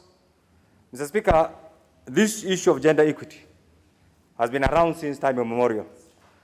Mr. Speaker, when the CJ of the Republic of Kenya issued that edict, whether it was administrative, whether it was judicial, I do not know. In my mind, what came first to my mind is what happened to this very important principle called national interest. Mr. Speaker, there are certain things that cannot be documented. There are certain things that cannot be written. But in any country, in any civilized country, national interest outweighs any other interest, whether written or unwritten, Mr. Speaker. And Mr. Speaker, we have had just one by-election pending in one constituency called Msambweni. Even the body that is tasked with conducting elections realized that under the circumstances, under the COVID crisis, under this pandemic, holding one special election was difficult. And here somebody comes and says, go back for a general election, because literally what this means is a general election. Mr. Speaker, I've had in many other jurisdictions that there used to be something called judicial gerrymandering. The reason why I say this, Mr. Speaker, is ideally the other two arms of government are supposed to be offshoots of parliament, and that is what the framers of the current constitution and Article 1 had in mind. Mr. Speaker, what I see, even the framers of the current constitution do not want to take an explicit position on the issue of gender equity. You realize, even under the current constitution, it's like they never wanted to take a position. This issue was referred to the judiciary. They never wanted to take a position. And yet they expected Parliament, which is a product of one man, one vote, to come up with a formula that none of them, whether in the civil society, whether in the judiciary, failed to take a position. And Mr. Speaker, therefore, what this means is that the failures, the individuals or the groups who have failed in the other two arms of government want to reduce Parliament to a punching bag. And Mr. Speaker, this is one thing that we should not accept. This is politics. This is politics. This is politicizing the institution of Parliament. And Mr. Speaker, I want to stand here and say what you did yesterday was the right thing. And even all the other lawyers with sober minds, with all other lawyers, including Grand Mullah, who have expanded their horizon of thinking outside the petty politics of their sectarian interests, Mr. Speaker, have supported your position. And that is the position today we as the PAC. We as the PAC today had a crisis meeting under the leadership of the Speaker and resolved on your behalf to challenge this thing in all the courts possible. And that is the task, and that is the mandate of the PAC. It's not something that we want to do out of the blue, but it's something that has something that we really feel that must be done. Because how do you just come up one morning without giving notice to the Speaker of the National Assembly, without giving notice to the Speaker of the Senate, and you just say you have advised the President? I do know the President is also the head of a civilized nation called Kenya, and there's national interest. Mr. Speaker, I'm told when you want to become celebrated and you want to be honored by the international players, in particular the international actors, in the name of NGOs, you must do something so radical that you become sensationally covered in the newspapers. And I think this is one thing. So I don't want to discuss the details or the substance of, or the content of what the CJ did. But honestly, if you dissect it, isn't it meant to trigger something else outside the retirement? The pending retirement, and that is the essence. And therefore, Parliament, this is an institution to use as a punching bag. Please, I want to beg you. It is not about your electability. It is not about whether you will be re-elected or not. It's about this principle of Parliament being used as a punching bag. I was there in the 10th Parliament. I was there in the 11th Parliament. I am here in the 12th Parliament. How comes it failed the attention of all those who are there to sort out this? Why will you attribute it to Parliament? Why do you want to negate the very principle of free and fair election if the people of Eldas decide to have a lady as their representative? They will have it. If they have decided to have Adan Kainan as the representative, then that should not be impaired under any circumstance, Mr. Speaker. And this is why I'm saying, for the sake of this institution, and I know we will not be the last Parliament. We are not the first Parliament. Our Honorable Dali has actually alluded to this. In the 10th Parliament, they tried. Mother Karua was one of the best gender activists. I will say this, equivalent to Mwili. She did. She was a Minister for Justice. She had an opportunity to fix that thing. Actually, the circumstances at that particular time were easier. They didn't do it. They left it to Parliament. It came to 11th Parliament. It didn't happen. It came to 12th Parliament. It's not happening. Somebody wants to spoil our image. This is one thing that we must reject. Finally, Mr. Speaker, when a crisis like this, the whole world is right now affected by the COVID crisis. Where will the money to conduct a general election come from? Because we all know where we are right now. And Mr. Speaker, in conclusion, this is not a matter for so and so. Please, let's debate it soberly. Let's approach it soberly so that as a House, we address this issue with our open mind. Thank you, Mr. Speaker. Take Honorable Wamalwa. Thank you, Mr. Speaker, for this opportunity. Mr. Speaker, it is very, very disturbing. I want to quote, Mr. Speaker, what Martin Luther King Jr. said, that the ultimate measure of leadership, Mr. Speaker, is not where one stands in terms of comfort, Mr. Speaker, but where one stands in terms of controversy and challenge like now, Mr. Speaker. Mr. Speaker, I was very affected and perplexed by the ill advice, premature advice from the Chief Justice. Mr. Speaker, why do I say so? We are aware, Mr. Speaker, on this matter of truth and gender. 2017, there was an order that was given by Justice Motivo, Mr. Speaker. And the Chief Justice knows in 2 weeks' time, there is going to be a hearing to determine whether that order is applicable was applicable in the 11th Parliament or in this 12th Parliament. What was the hurry for? That's why, Mr. Speaker, I'm saying it was a challenge. Is it because he's about to retire in 3 months' time, Mr. Speaker? Is it because he wants to go down in Parliament? He wants to go down with BBI, Mr. Speaker? Mr. Speaker, even the Supreme Court itself, those judges, they do not subscribe to the truth and gender rule. And you know that, Mr. Speaker. In the cabinet itself, there's no truth and gender rule, Mr. Speaker. This Parliament has worked extra hard, Mr. Speaker, to achieve this. And the many legislators who are shouting outside there, particularly our female colleagues, they should stop pretending, Mr. Speaker. We've been in this Parliament, and the time of voting when it was here, they were away in New York to gain allowances, Mr. Speaker, as opposed to advancing this. It is really shameful, Mr. Speaker, for those of you, if you push me, I'll mention your names. Because the two-thirds was not achieved because of their selfish interests. This is the time, Mr. Speaker, we want to debate this matter soberly. Some of you who have just come in 12th Parliament, you were not there in the 11th Parliament. And Honorable Wanga was one of the leaders who went to New York at that time, Mr. Speaker. And she's been ahead shouting all over.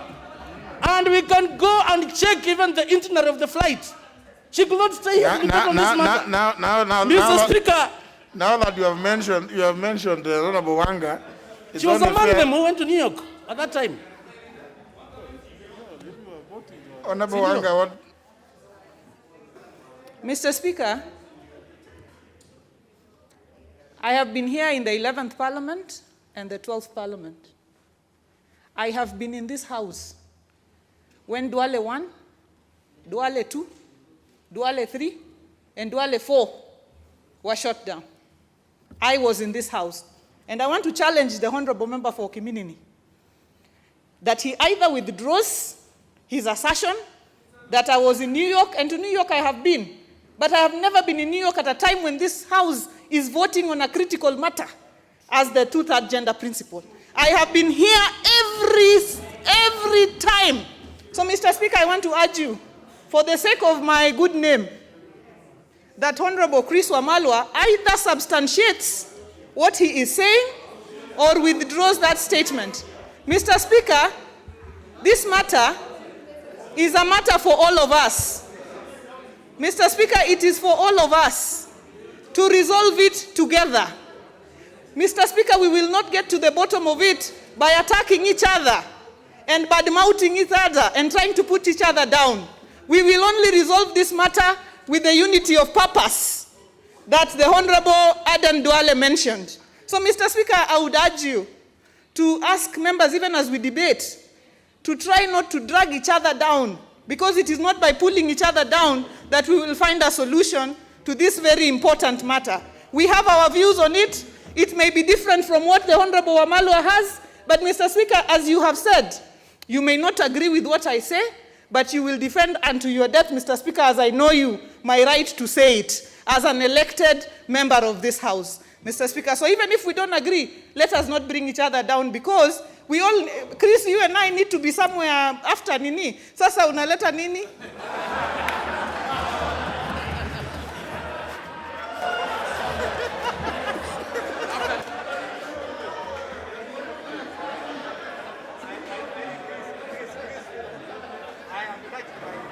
Thank you, Mr. Speaker. Honorable Wamalwa. Thank you, Mr. Speaker. Mr. Speaker. Honorable Wamalwa, please, earlier member, please. It is let's not try to spoil the names of one another. Thank you, Mr. Speaker. Mr. Speaker, this is a House of Records. And if you allow me, I can go to the Hansard, Mr. Speaker, and prove Honorable Wanga wrong. Because I was here and I support the two-third gender, Mr. Speaker. And that's why I was so keen. So you cannot go in the media, Mr. Speaker, shouting loudest, and yet you've contributed to the unsuccessful passage of this bill, Mr. Speaker. That time, if you allow me, I can go to the Hansard and prove it, Mr. Speaker. As I move on, Mr. Speaker. No, Honorable Wamalwa, it's not personal. Mr. Speaker, as we move forward, Mr. Speaker, as we've said, this is about unity for purpose, Mr. Speaker. I cannot withdraw. I'll go to the Hansard and substantiate, Mr. Speaker. You know, Honorable Wamalwa, if you insist on that record, then you'll have to. Mr. Speaker, under our standing orders. Go down. Yeah, you are responsible for the accuracy of what you say. Yes. Yeah. So if you have that answer, please just table it. Mr. Speaker, if you allow me, within our standing orders is allowed, I can substantiate by going to check our standing orders, particularly at that particular time when that matter was live on the floor of the House. I can substantiate that, Mr. Speaker. You give me time. Okay, we'll discuss when we come to that time. Please allow me to go look at the Hansard. Honorable Wamalwa, do you have that record? Do you have that record? The Hansard is there, Mr. Speaker. No, please. If you allow me, I'll go to the Hansard. I don't have the Hansard at the moment as I speak. So you stand by your statement? Yes, Mr. Speaker. And now you would have to stop there. Yeah? And you've been challenged. Because you've been challenged, We will give you the time to go and look for that Hansard. And if you don't, other consequences will follow. Yeah?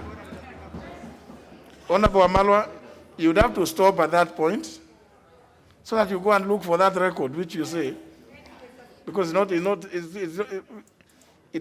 can't just let you say the Hansard bears me out. We've seen occasions where members have said this and Hansard will bear me out. When it is checked, it doesn't bear you out. So until such time as you bring a copy of that Hansard, you'd have to... Mr. Speaker. The option available is you either withdraw. What's the issue? What's the issue that really... Mr. Speaker, I brought an amendment of a bill to change the election date, which had required that supermajority. And I remember that time, Mr. Speaker, because our standing orders allow us. Why don't you give me time? I'll go to the Hansard, Mr. Speaker. Now you are talking about a different bill. They came at a similar time, Mr. Speaker, and the requirement was similar. No. Election date and 2/3 gender rule are different. Mr. Speaker, this is a House of Records. No. I know, Honorable Wanga, we are supposed to go meet somewhere. God willing. We don't know who will go through. No, but if at all I want to substantiate, why should you force me to withdraw? Our standing orders allow that. Then go and get the record. Absolutely. I'll go and get the records, and I'm ready for consequences. Okay, please. Go bring we don't the want our record. colleagues to be pretending, and yet they've contributed to the failure of passage of this bill on this floor of the House, Mr. Speaker. Please Mr. Speaker, as we move forward. No, Honorable Amalwa, unfortunately, because you don't have that record, and you insist on it, you'll have to stop there, go and get the record, bring it here tomorrow. Yes. Honorable Kioni. Honorable Kioni. Thank you, Mr. Speaker, for the opportunity to contribute to this. I have nothing personal against the Chief Justice, Mr. Speaker. So, Honorable Amalwa, Thursday afternoon, 24th. But, Mr. Speaker, I have the advisory opinion from the CJ, and some of the words that he has used in the statement indicate different. Because, Mr. Speaker, one of the paragraphs, I think paragraph 24, the CJ seems to accuse us for having been carelessly lazy. Carelessly lazy attitude. That is not a word you'd use if you don't have anything specific against this institution. Mr. Speaker, again on paragraph 26, the CJ again says that Kenyans desire to incentivize the political elites. Mr. Speaker, again, you can actually see something a little personal against the institution of parliament, because if we have to be taught something as the political elite, I think it is going beyond the advice that we have been talking about. Again, Mr. Speaker, paragraph 27, I think he has Songkok. Just take a walk, man. Honorable Songkok, you don't walk like, you don't do it here. You are moving all over. You are not dealing with wildlife. Mr. Speaker, this advisory opinion by the CJ has even a typo error. I think it is supposed to have 28 paragraphs. He seems to have repeated paragraph 26 twice. On the second, I think it should be paragraph 27. Again, he has said that we must be held accountable as members of parliament, meaning that, then he goes ahead to say that we must put, or we must say no to impunity.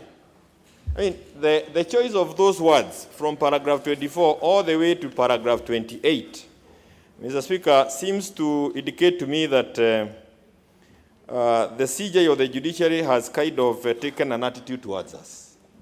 And I believe that even as we think of how to resolve this issue, it is important that the judiciary also pays attention to this third arm of government, and they need to treat us with the respect that we deserve.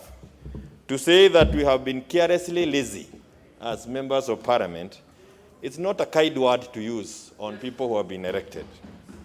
To say that we must say no to impunity, this house is not a house of impunity. It is actually, we have said it over and over again, it's a house of records. To say that we must be held accountable, it is the thing we do every day. So I see an attitude from the Chief Justice that is not really helpful in resolving this issue. And it is, I don't want to go through all the words, but there is, you can actually see even the way that the advisory opinion goes to address our speaker. You can actually say that there is something that, it's like there is something to grade, and I agree with Mheshimiwa Kenan that we may have to look at these things more politically than otherwise. Mr. Speaker, let me say this on the onset as the chairman of CIOC. We will soon be calling the Chief Justice, I hope before he retires, to come before the committee because the judiciary has failed to implement the Constitution and specifically the two-thirds gender rule. We want him to account to Parliament. Why is it that within judiciary, they have also failed to account on the two-thirds gender rule? And that is the work. That is the work of the CIOC. We will also be summoning the executive because the committee has been given that mandate by the Constitution to ensure that every institution, including the Office of the Chief Justice, has implemented the two-thirds gender rule. So, Mr. Speaker, I say this so that we can get it clearly as Kenyans, or Kenyans can get it clearly, that it is not Parliament.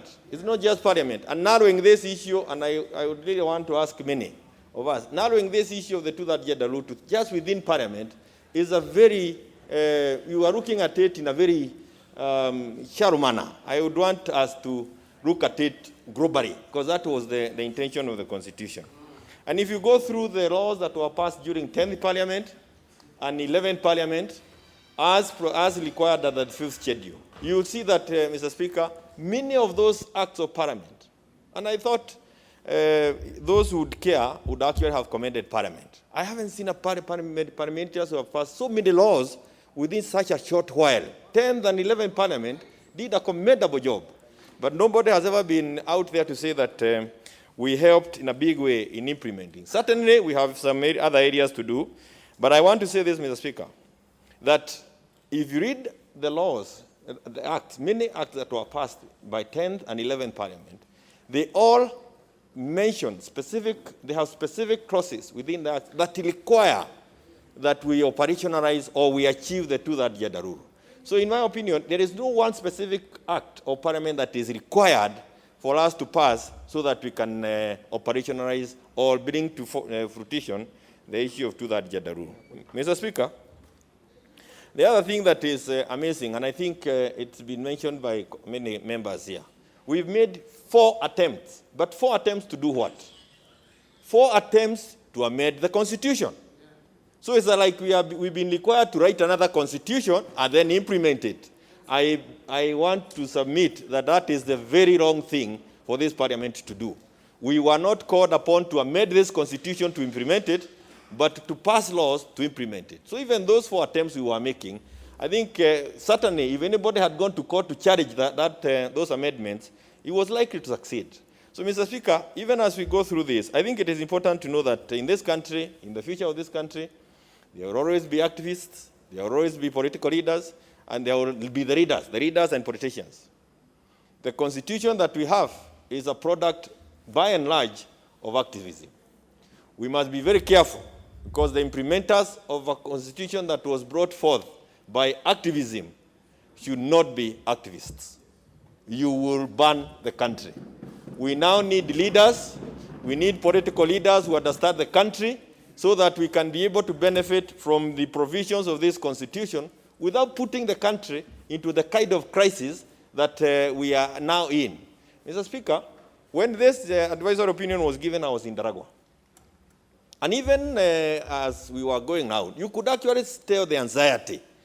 An ordinary person in Daragwa walking at Mairoine asked me, but is that really possible?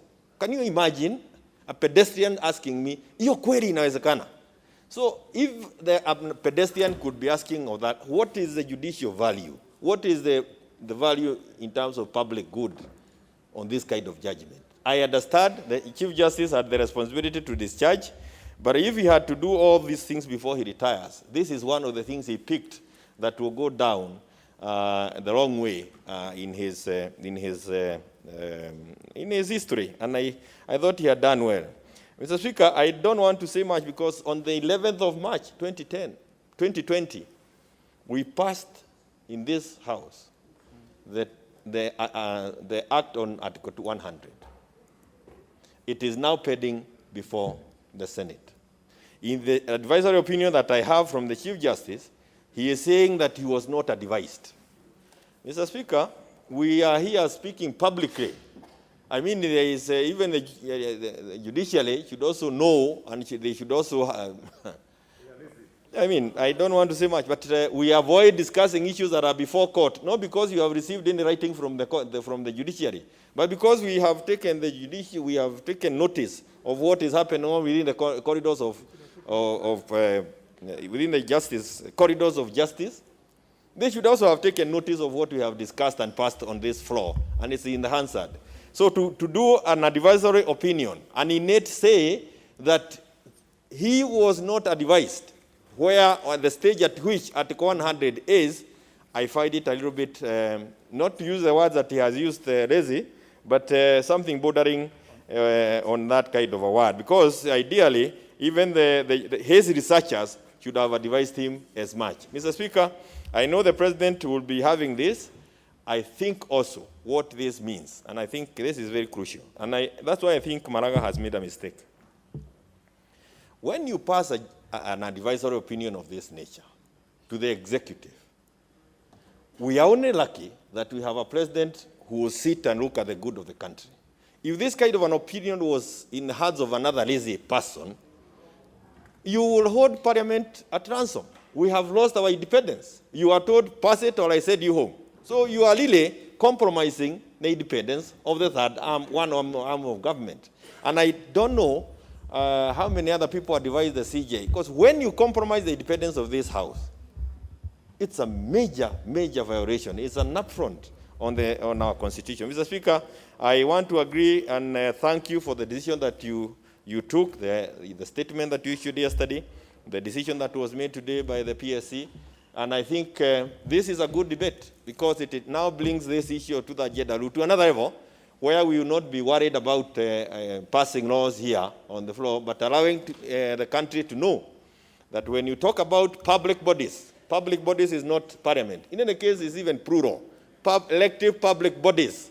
So why punish Parliament alone unless you have something against us? And if you have something against us, you have something against the people of Daragwa who elected me. I will not be here was it not for their vote. Finally, Mr. Speaker, there is no way you can do this kind of a thing. And then I see he has also said that there is an epidemic, there is the issue of cost in it. And then finally says it's a pain that we must be ready to bear. I don't know, it's a pain. And he says there is no gain without pain. This is not a question of pain. It's really putting us in a crisis. And it's a crisis that once you are in a constitutional crisis, who guarantees you that you are going to get back to normalcy? I mean, any person can decide to become rogue and get us the wrong way. So when you are in that kind of a position, or in that position of authority, don't look for ways of causing people pain. Look for ways of giving solutions and getting us to move forward, not putting the country into a crisis. Mr. Speaker, I thank you. And I know as members of CIOC, as I mentioned, we will be, with your permission, because the letters must come through your office, we'll be writing to the Chief Justice so that he can also come and account as to why, for now 10 years, he has failed to observe the two-thirds gender rule within his arm of government. I thank you. Honorable Mbadi.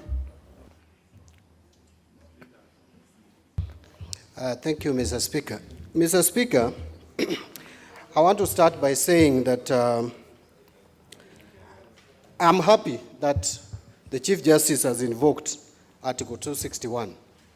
But my happiness is not informed by the same reasons as Millie Odhiambo. My happiness is informed by other reasons. This is a time for this country to start clearly witnessing and seeing the inconsistencies and contradictions in the 2010 Constitution. Mr. Speaker, when we were pushing for the passage or the enactment of this Constitution, both the nays and the ayes were in agreement that there was about 20% that was not right. The question was, where is this 20%? In fact, I don't know how we calculated and tabulated the 20%, but we all spoke about 20%. Mr. Speaker, now you can see the 20%. Mr. Speaker, I want to give myself as an example. But before saying so, I want to say that our method of electing members to this House, apart from the past the post, it is not proportional representation. That is being practiced in Rwanda and any other jurisdictions that have moved towards realizing this principle. Mr. Speaker, I want to give you an example, and I want to give myself an example. In the last election, at the party primaries of the ODM party, we were 3 candidates. I got 12,498 votes. The second candidate, who was also a man, got 10,726. And the third candidate was a woman. She got 506 votes. In the general election, Mr. Speaker, again, I had an opponent or a competitor, a lady, who only got 273 votes. Mr. Speaker, what the people of Super South said is that they don't mind a man representing them, including women. And in fact, the women voters are over 50% in my constituency. Now you are telling them that an individual, through the provision of Article 261, is telling the people of Super South that they should have elected either the lady who got 506 or the one who got 43, not 73. And that is why I'm being sent back home so that they do another election. Mr. Speaker, there is nothing that can be more unjust than that, Mr. Speaker. Mr. Speaker, the other question I asked myself, and by the way, I've been religiously supporting that we provide a solution to Article 100 and a solution to Article 27 of the Constitution. But the question I've been asking myself, and I was keenly listening to Honorable Tiende Amolo. Unfortunately, I think he has left. And he's here. And also, Nzamba Gitonga, who gave his opinion. Mr. Speaker, I'm asking myself, the drafters of the 2010 Constitution provided for Article 177 of the Constitution and 178, clearly spelling out how the 2/3 gender principle will be respected at the county assemblies. But, Mr. Speaker, when they came to the national legislation, what did they do? They looked at the Senate and created 16 seats for women. After the 47, which is left to anybody to contest, there are 16 for women, and another 2. One, a youth who is a woman, another one, a person with a disability. 18 seats were specifically created in the Senate for women. My understanding is that this was meant to help achieve or realize the 2/3 gender principle. Now, when they came to National Assembly, Mr. Speaker, they created a seat no one had ever imagined. The 47 women reps. No one ever imagined that there could be a position contested only by women or by any gender in the 47 counties. And we thought that was to realize this principle. Now, why was it so difficult for the people of Kenya to just decide that we want National Assembly to not have more than 2/3 of either gender, and Senate the same? Why did they come with the provisions as it is in the Constitution? And that is why I think whether we say what, this principle, Mr. Speaker, I want to say it here. However, even if Maraga was to succeed by persuading the president to dissolve parliament, you will dissolve this parliament 1,000 times if you don't address this issue through a referendum, through amendment to the Constitution. You will, in fact, I dare say that if this parliament is dissolved, the next election will bring more men than it is today in this house. And so, Mr. Speaker, if, and I've heard many of my colleagues saying, let us be sober. I also want to repeat that let us be sober. And by the way, this thing is, the reason why this thing has been failing is because of the attitude of sometimes of our female colleagues. Because when you talk about gender, they are shouting. And the truth is, Mr. Speaker, I know you challenged Honorable Chris Momalo. The truth is that day, there were a good number of female members, women members of parliament who are not in this house. And I even challenged, Mr. Speaker, I remember I raised that the list should be published. And Mr. Speaker, you didn't agree with me. Honorable Wamalo would have not gone to the pains of bringing that list. In fact, that we supported that motion by Duale.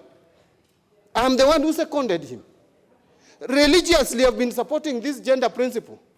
We have not been having full house of women MPs in this house, Mr. Speaker. Let truth be told. They are the ones who are failing us. I have never failed to be here to vote for this amendment. Most of them have not been here. Many of them. And when you say that, they get agitated. You should not be agitated. If you are elected here to come and represent women issues, please do it. And do it properly. Don't do it out there. It doesn't help. You talking and supporting Maraga will not help. This house is not going anywhere. Who is this mad person who is going to dissolve parliament at this point in time? It is not going to be dissolved. And by the way, Mr. Speaker, the only route to solving this issue is BBI. Yes.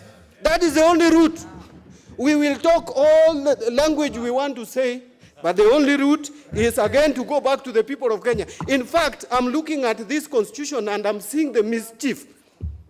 The drafters, and Honorable Tienda Molo, with all due respect, these drafters became mischievous because this was a hot potato. They didn't want to touch it. They left it. Why did they touch the county assemblies? It is very clear. It is explicit. But for this one, what did they do?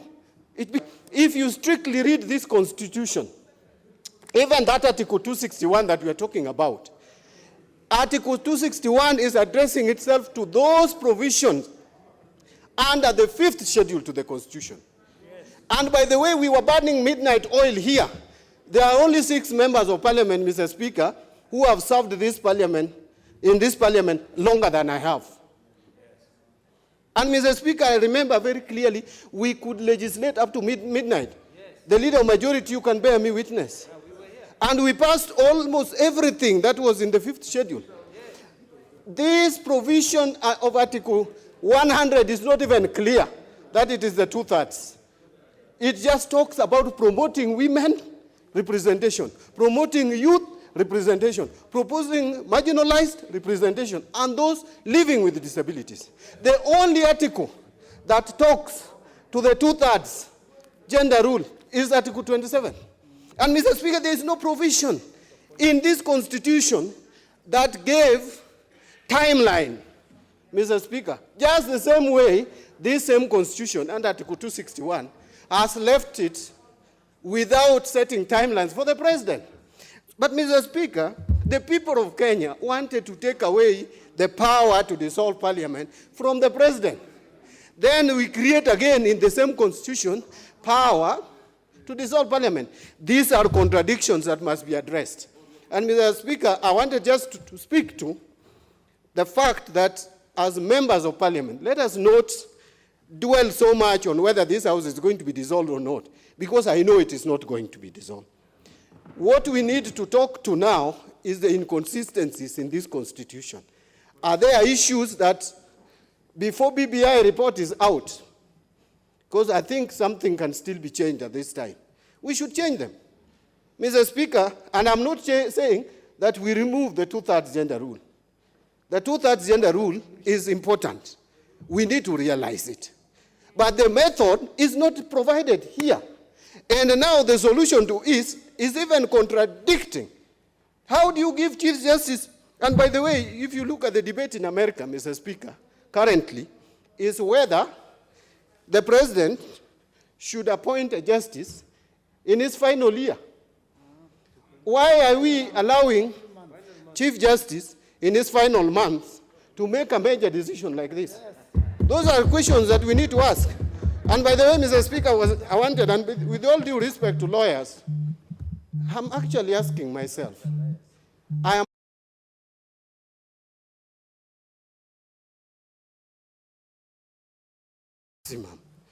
why, what is this? What is the rationale, the wisdom behind these 70 years? I'm asking for lawyers. Does it mean that lawyers live longer when they are still, when their minds are still sharp than some of us? That is something I've just asked a question. There are positions that I think, if you tell me, Mr. Speaker, the way I'm looking at America, and I'm looking at some countries, I see the president is where we allow wisdom. Age going to 70, 80. For a president, you can see America and the two leading presidential contenders, they are all over 74. But for Chief Justice, and even the Speaker, Mr. Speaker, if you are tending towards 70, I think you should retire. That is my thinking. I think you should just retire. You allow the other young people like Otiende Amolo, who are also lawyers like you, to sit on that chair, Mr. Speaker. Otherwise, how do you help others to grow? But that is a question that you may need to ask why. And by the way, we are going to constitutional amendment, while Chief Justice and other judges must go up to 70. Yeah, that is something. You know, we have treated you lawyers, Mr. Speaker. Sorry, I'm using you as an example. We have treated you with the kid's glove in this country. The Judicial Service Commission is overpopulated by lawyers. Too much lawyers. How can you then hold them accountable when you have too many lawyers there? And that is why, Mr. Speaker, let me stop there because I can see the chair of the Justice and Legal Affairs Committee is getting agitated. My final remarks, my final comments is that as members of parliament, let us just send a strong message that for us to realize the 2/3 gender principle, we have to go back to the people. Through BBI, let us propose a constitutional amendment, because again, we can also not just expand this parliament. Beyond 349, honestly, where are we heading? There must be give and take. We must treat the two houses, Senate and National Assembly, as one parliament. And if this house is overstretched, let's get some numbers to the Senate so that we realize the 2/3 gender principle, but use proportional representation as a principle of electing members. But if it is first past the post, Mr. Speaker, take me back home. Even if it is not going to be John Badi, the MP for Super South, it will be another man, I guarantee you. Thank you, Mr. Speaker. Well, you're speaking to, I suppose, the provisions of Article 81B, that the electoral system shall ensure that not more than 2/3 of either gender are represented. I don't know whether Parliament has been vested with the power to decide the electoral system, or is it a function of the sovereign to choose the electoral system. Leader Majority. Thank you, Honorable Speaker. Honorable Speaker, let me start at the outset by congratulating you as the chair of the Parliamentary Service Commission for the statements you made this morning and the advisory you gave members yesterday, which helped to bring down the temperatures that were beginning to be fanned, and the fire that were being fanned by activists all over, saying, you know, almost creating the situation that Parliament is illegitimate. But you've helped, first of all, in terms of reasserting the legitimacy of Parliament and putting facts so that people did not know. The issue here, and I believe the Constitution, when we adopted it, and the claim for the new Constitution between all the way up to 2010 was all about serving the greater public interest and improvement in the governance of the country. Now, I'll come to that later, but one must ask, on all the issues that have been brought, the quagmire that we are in now is, where is the greater public interest being served? Right now, we are spending this time debating a matter that we need not have debated if the Chief Justice did not do what he did. We would have been passing bills. A lot of energy is being consumed around the country with lots of anxiety and people not sure what will happen next.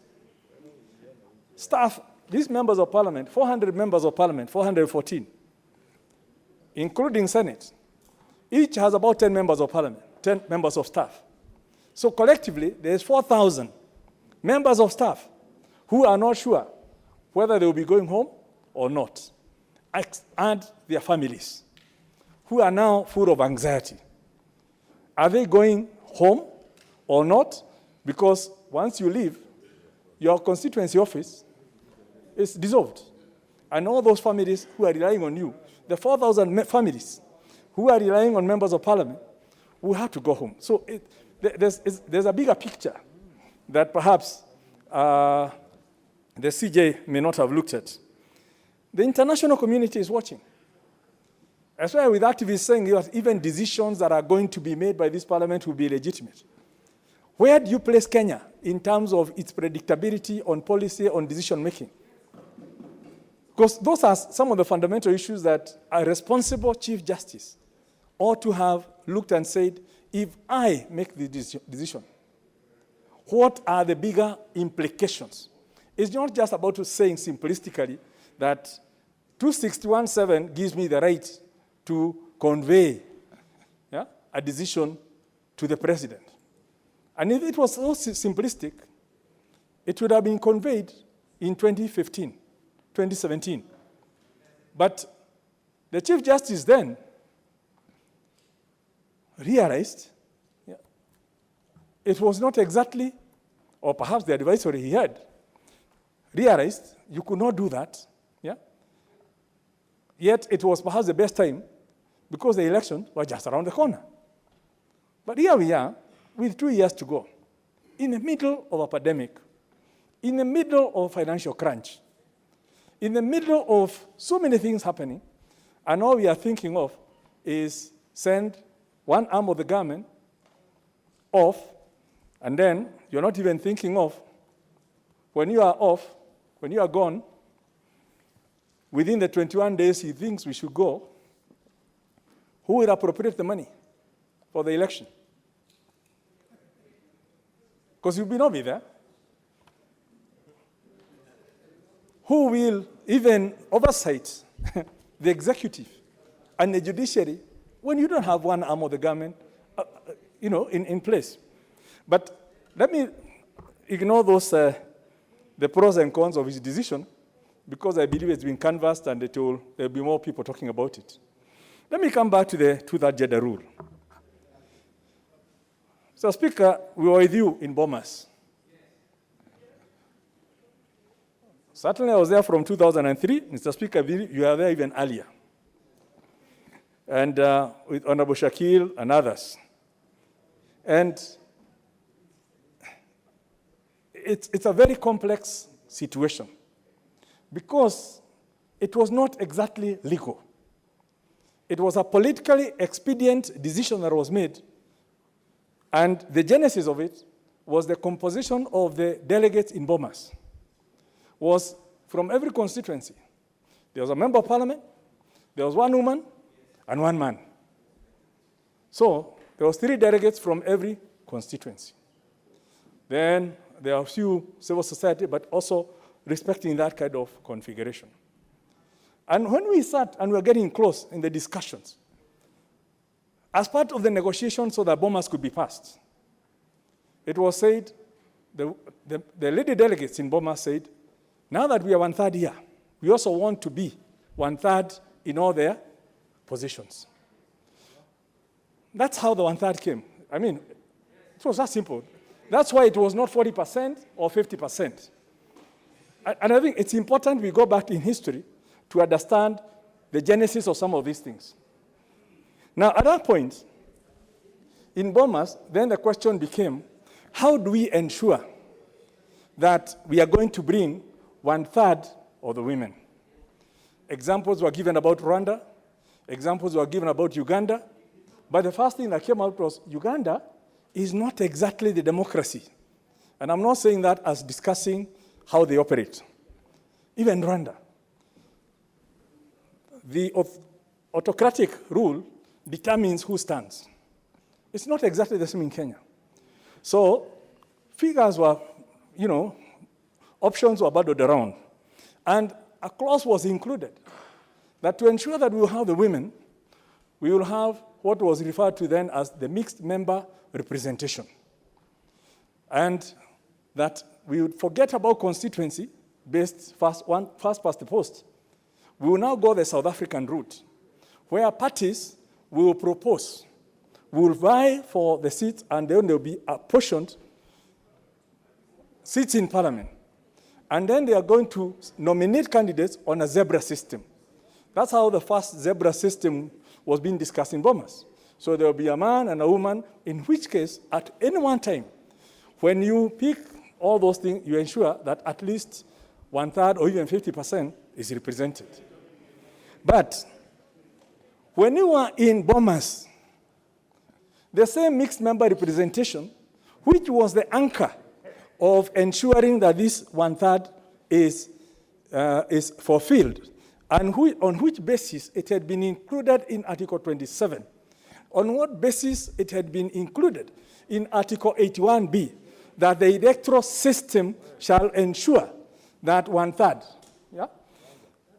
Members in Bomas said they do not want that kind of system.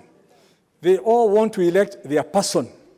They want to know that this is Amos Kemunya who are electing for Kibeperi. They don't want to be told that as a party you elected Jubilee with 206, and then the people are taken to them. That is the same basis that they said, even for the chairman of the councils. Remember, the chairman of the councils and the mayors used to be elected by the councillors.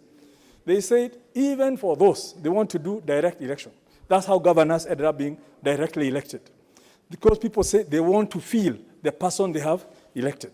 It's important you gather history so that you know that this thing, although it had been included, agreed in principle, and 2 articles had been drafted on the understanding that it's a mixed member zebra situation, Article 27.3 and Article 81B. They had been drafted with that in mind.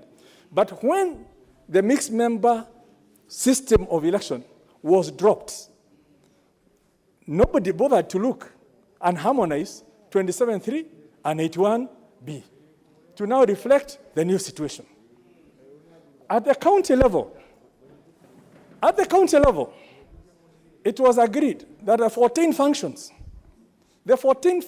that have been devolved are so close to the people that it's important to get the people to actually be represented in the decision making.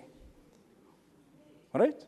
And at that point, there was no debate that at that county, in the wards, at the county level, because of the sensitivity of the issues that have been devolved, the people needed to be represented. Much to do with what the Jefferson was calling the word republics, right? That get people involved in the decision-making at the local level. And at the Senate, it was the same because it was overseeing the local level. That's how the names were included. But in the National Assembly, remember it was supposed to be mixed member because it was not, there's no way you're going to get mixed member in the Senate because the Senate is a person for every county, right? But for Parliament, it was to represent the party, to bring its people. Now, but even in the Senate, the 16 women delegates, the nominees, don't have voting rights on a county issue. But they can vote on all other matters being debated in the Senate. Because it was for purposes of other issues to do with women at the local level, right? Affecting people at the local level on the 14 devolved functions. Anyway, be that as it may, unfortunately, Bomas did not succeed. 205 was defeated. At 2010, the new constitution, the council, the committee of experts with the harmonized draft and all that, removed some things, tinkered around, but forgot to harmonize the new first past the post with the provisions that had already been included in 27.3 and in 81B. And we are in this quagmire. Article 1 puts the power, the sovereign power of the people to decide on the Kenyan people. It's them to determine who they want to represent them. So, in the absence of the system of voting being included in the Constitution, creating that zebra style, any other you put will be in contradiction to Article 1. I'm not a lawyer, but I was in Bomas. And I followed that discussion. And I followed that discussion ever since. We brought the first amendment here with Mother Karua. I was in this parliament. I was in government. We brought the second amendment with Honorable Mutula, the late Mutula Kilonzo. We were here. And we were told this thing is going nowhere. You are bringing a contradiction between Article 1 and whatever you're trying to bring, whatever article. So, we are in this situation, and I think, members, we need to then figure out how do we ensure the 30%, the 40%, and the advisory that was given in 2015 said it is progressive. It's not just about laws. It's about affirmative action. How do you empower the girl child? How do you empower the women out there to have the power to be able to run for office? So it's a bigger issue.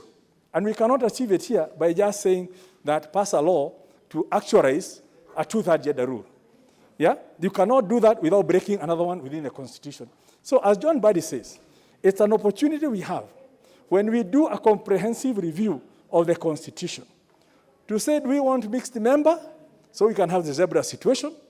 Or do we want to then say Kenyans can now afford a bigger parliament with another 80 extra ladies being voted here, yeah, and how it's determined, yeah, to avoid all those issues of people feeling that perhaps it's the wrong thing, so that we can get the parity that we want. But let me not, I think that will happen at some point. And what I would wish is even as we debate on this matter, we have 70 plus members of parliament who are ladies in this house. I would like to start a conversation with them so that the 70, we take them to a retreat somewhere. Whether it's for 1 week or 2 weeks or 3 weeks, we lock them there and tell us, give us the solution to how we are going to sort out the two-thirds gender rule. No, it's my proposal. Because at the end of the day, the question that we get asked as men, when we go promoting and saying we need more women in parliament, the first question that you are asked, even those who are there, what have they done? We get asked that question. We get asked that question. And of course, it's me who is asked. So, but I want to see. I know you've done a lot. That's relative. But be that as it may, Honorable Speaker, I think as a parliament, and I'm sure we have gone through this before, the Committee on Implementation of the Constitution has gone through all the laws that we were supposed to pass. And the only law that was outstanding was the law to actualize Article 100, which this House passed in March. So as far as I'm concerned, there's nothing that was anticipated through 2261(7) that this House has not done. But it's something that perhaps the CJ was obviously ignored, including saying, quoting a law, which we've done, and saying we have not informed him that we've actually done, although we know we have done. So perhaps, so that we just, I don't talk forever, I think the most important thing is going forward, what do we need to do? And on the issue of the gender rule and all that, we have done 100. So people will see whether it's good or not when it comes from Senate. In terms of the constitutional changes, I believe there's a framework that's already in the air through the Building Bridges initiative. Perhaps we need to revisit that and pull in together, not just thinking of BBI as a political thing, but as a vehicle towards changing the laws of this country to actualize the desires of the people at that point. But as a House, we are under threat, and we know. And I started by saying, Mr. Speaker, that we congratulate you for what you did. But even as you go to court, this matter is now in the hands of His Excellency President Uhuru Muigai Kenyatta. And I know we are putting our efforts on the Chief Justice, but we are perhaps forgetting the only person who can ensure sanity in this country for the next 2 years is only the President. And I would like the House that we join together in appealing to the President to consider, as he has always done, the bigger public interest. As he makes that decision, as he reads that advisory, which I'm sure probably was even sent by Twitter or by email, as he considers that decision to apply his conscience to the bigger public interest, to the special circumstances that this country is in, and to avoid giving in to activism. We know he respected the decision of the Chief Justice in 2017 and actually agreed to a repeat of the election because to demonstrate respect for the rule of law. But here, we are not sure is the rule of law being applied. So we would appeal to him to ignore the activism that has been shown and act in that bigger interest and save this country from chaos.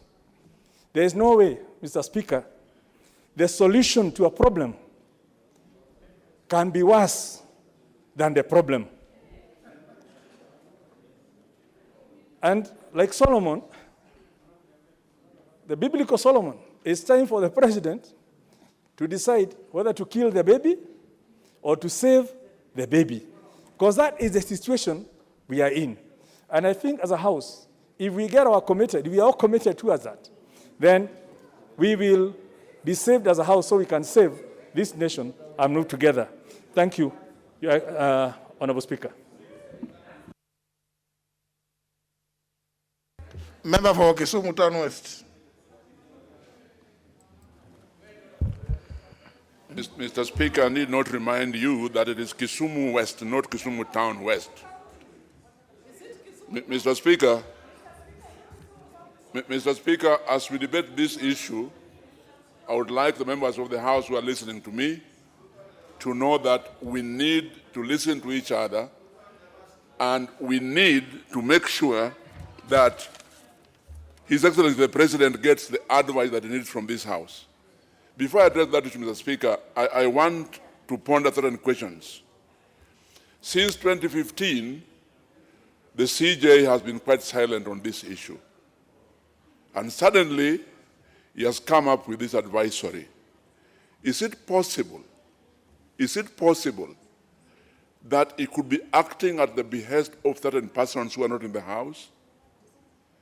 Is it possible that he's acting on behalf of persons who would like to scuttle the BBI process? Is it possible that he's not acting alone?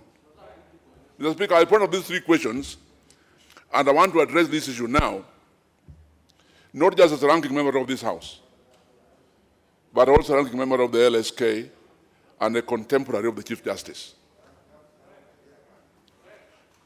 Mr. Speaker, what we have that we are discussing today is not a judicial decision of the Supreme Court collectively or the CJ alone. It is simply an advisory, not a judicial decision. Advisory in legal interpretation means consultations. Such a momentous decision cannot be made without consulting the heads of the two other arms of government.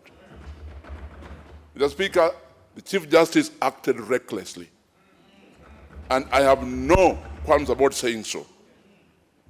But now that he has done what he has, it is upon us now to take this opportunity to tell the Chief Justice that his advice is erroneous and wrong, and to tell the President why he must ignore that advice.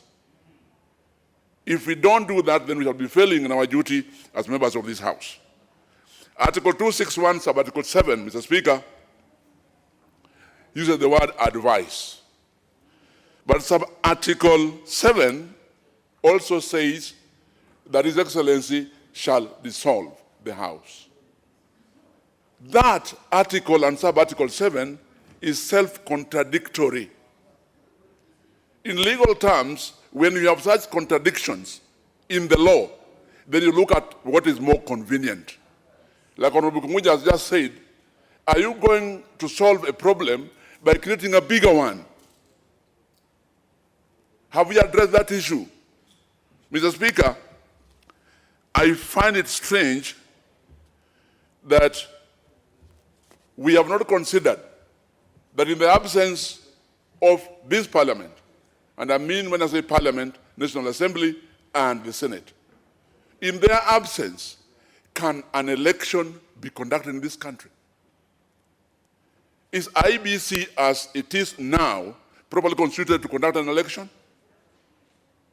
Do we have the finances for IBC to do so? If we are going to do that, who is going to appropriate finances to IBC in the absence of Parliament? The decision of the Chief Justice cannot be implemented. It is wrong. But most importantly, Mr. Speaker, Honorable Kumunya has explained the background of how we ended up with what we have in the Constitution. But every cloud has a silver lining. Mr. Speaker, the silver lining on this cloud is that now members of this House have a chance to look at the various contradictions that we have in our Constitution and see how best we can resolve them. The only way to resolve these contradictions that we have in the Constitution is through the BBI process, not by this advisory to the President. Look at Article 267, Mr. Speaker, that gives the Chief Justice the authority to give that advisory. And let us not forget, it is an advisory, not a decision, not an order. Let's look at that article in relation to Article 38(2) of the Constitution. Mr. Speaker, Article 38(2) says as follows. I know you're familiar with it. Political rights. Article 38 2, every citizen has the right to free, fair, and regular elections based on universal suffrage and the free expression of the will of the electors. Clearly, this is one article that contradicts 267 and the administration constitution. And that's why I'm saying that we have the chance now to look at these various contradictions and see how best to resolve them. Mr. Speaker, let us look at Article 259. And 259 is on how we construe the various provisions of the Constitution. Has the Chief Justice complied with that? Did he address his mind to 259 before he issued the advisory? I think not. I think not, Mr. Speaker, because the reading of Article 259 is as follows. If you are going to construe the Constitution, then these are the tenets on which that interpretation must be based. Article 259, construing this Constitution. Sub-Article 1. This Constitution shall be interpreted in a manner that, A, promotes its purposes, values, and principles. B, advances the rule of law and the human rights and fundamental freedoms in the Bill of Rights. C, permits the development of the law. And finally, most importantly, contributes to good governance. That advisory, does it help Kenya to contribute to good governance? It's going to create chaos. Mr. Speaker, I said when I was starting that as we debate this issue, let's be able to listen to each other. Because if we don't, we are going to miss the points in each other's issues, whether we agree or we don't agree. And as we speak here, Kenyans must understand that we are not arguing the way we are because of our interests as members of this House. No. We are agreeing to this because of posterity. We want this, when it goes down in the legal, political history of Kenya, it should have been said by those who come after us that members of the 12th Parliament address this issue soberly, not in their own interest. We must make it clear to the Chief Justice that he is wrong. And we must make it clear to His Excellency the President that he must not comply with that advisory. Mr. Speaker, not all is lost for this House. Because Article 261, that Honorable Tina Mbola earlier on alluded to, gives us the chance, with the agreement of the Speaker, to extend the period if necessary. If we are able to garner 2/3 majority of the members of this House, all we need, Honorable, one way or somebody else to do is to raise an amendment based on 261, extend the period, pass it by 2/3 majority, and we are home and dry, and there will be no crisis in the country. So let's not discuss this issue as if we don't know the way out. Lastly, Mr. Speaker, I'm happy that Parliamentary Service Commission has decided that the matter be contested in court. It is only there that these various contradictions will be properly elucidated and properly dealt with. I thank you, Mr. Speaker, for giving me this chance. Naam, Shaban. Asante sana Mheshimiwa Spika kwa kunipatia nafasi hii pia kuzungumzia swala hili ambalo ni la kikatiba na ambalo tayari limeweka nchi hii kwenye hali ya wasiwasi. Mheshimiwa Spika, katiba ya mwaka wa 2010, katiba yetu mpya, ilivyokuwa inatengenezwa, ilikuwa kwa sababu ya matatizo yale ambayo tulikuwa tumeyapata wakati watu walikosana, na vile vile wananchi mara nyingi walisema kuwa yale makosa yaliyoko ni vizuri kuwa na katiba mpya. Mheshimiwa Spika, Wakenya wengi walitaka kuwa katiba mpya ije ndio mamlaka mengine yapunguzwe yaende kwenye ugatuzi, ili hapa juu tubaki tukiangalia maswala ambayo yanaweza kuendeleza hii nchi mbele, wakati ugatuzi nao pia unaendeleza kaunti zetu mbele. Mheshimiwa Spika, Jambo linalonitatiza, maanake nilikuwa waziri baada ya katiba hii ilivyopitishwa mwaka 2010 mwezi wa Agosti, nilipata nafasi ya kuwa waziri wa jinsia. Na Mheshimiwa Spika, swala hili la kipengele cha 27(8), kipengele hiki kimetutatiza mno. Manake tayari kiko kwenye ukurasa wa haki zetu, na vile vile ni kuwa huwezi kukigusa kipengele hiki kama hutarudi kwenye kielelezo, yani referendum. Mheshimiwa Spika, jambo linalonisikitisha ni kuwa mtu akipatiwa kazi ya uongozi, kuna umuhimu wa huyo mtu yoyote aliyekuwa kwenye ofisi ile aliyopatiwa ajue kuwa Kenya si kwa sababu ya mtu mmoja ama watu wawili, bali Kenya ni watu karibu milioni 50. Mheshimiwa Spika, kipengele hiki cha 27 ambacho kinatumika kuwa ni kwa nini bunge hili la kitaifa halina watu wa jinsia moja, haswa wanawake. Mheshimiwa Spika, tungependa kuona wanawake wakichaguliwa nchi hii. Lakini Wakenya wana haki, kama vile mwenzangu alivyotaja Mheshimiwa Olago Oloch, kuchagua katika kipengele cha 38, kuchagua mtu yoyote aliye jinsia ya kike ama ya kiume katika maeneo bunge 290. Mheshimiwa Spika, hatuko hapa kubahatisha. Mheshimiwa Spika, Wakenya waliamua kutuleta hapa. Na walivyotuleta si kuwa hawakujua kuwa eti kuna wanawake na wanaume hapa nchini. Mheshimiwa Spika, mara kwa mara mimi husikia watu wakitaja kuwa ni kwa nini hatufanani na Rwanda, kwa nini hatufanani na Afrika Kusini. Mheshimiwa Spika, haiwezekani, kwa sababu wale wanachaguliwa kupitia orodha ya vyama vya kisiasa. Sisi hapa Kenya kuna tofauti kubwa sana. Kupitia kipengele cha 38, Wakenya hupiga kura kuamua ni nani atakayewakilisha hapa bungeni. Mheshimiwa Spika, nilivyokuwa waziri wa jinsia, tulijaribu, tukaongea na Mheshimiwa Rais, akamtuma mkuu wa sheria kwenye mahakama kuu ili tuweze kupata njia mwafaka vile tutaweza kuongeza idadi ya kina mama hapa nchini.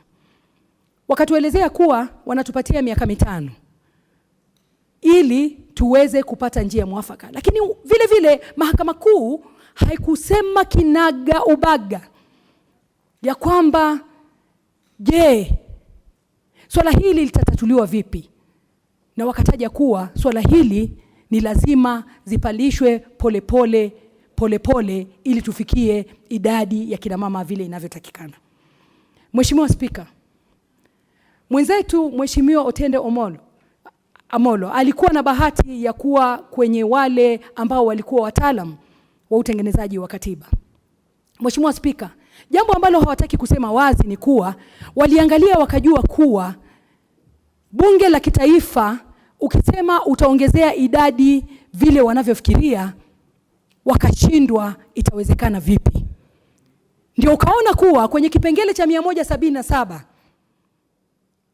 kwa ugatuzi, kwenye bunge za ugatuzi, waliamua kuweka kipengele ambacho kitaweza kuongezea jinsia hiyo nyingine kabisa. Waliweka bayana na kila mtu akisoma anajua kuwa wanapatikana vipi. Japokuwa vile vile ningependa kusema kuwa walivyoiweka vile, kipengele kile kimechezewa. Mheshimiwa Spika, huwezi kuwa tuna maeneo ya ugatuzi kwenye maeneo yetu ya bunge za ugatuzi, maeneo 1450, lakini wanaochaguliwa kupitia njia ile wanafika nafikiria wabunge wa ugatuzi karibu 800. Mheshimiwa Spika, ukiangalia mahesabu tayari yanakuchanganyisha. Mheshimiwa Spika, bila shaka kwa sababu kwenye bunge la Senate waliona kuwa wataifanya na weke kwenye kipengele cha 98 kuwa hawa kina mama ama wa jinsia nyingine watapatikana vipi. Lakini kwenye bunge la kitaifa ilishindikana.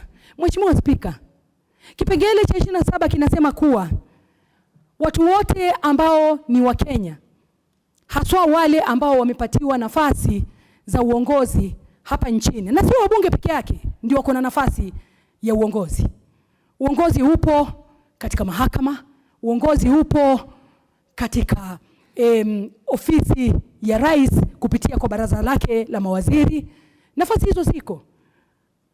Kipengele cha 27 kinataja kuwa sio wenye kuchaguliwa peke yake kwenye bunge la Kenya ndio lazima wawe thuluthi zisizopita 2 katika jinsia moja. Inataja hata wale wanaopatiwa kazi upande huo mwingine. Kwa hiyo mikono miwili ya kiserikali wanapatiwa kazi, wawe pia wana idadi ya kutosha, hizo zisipite thuluthi 2.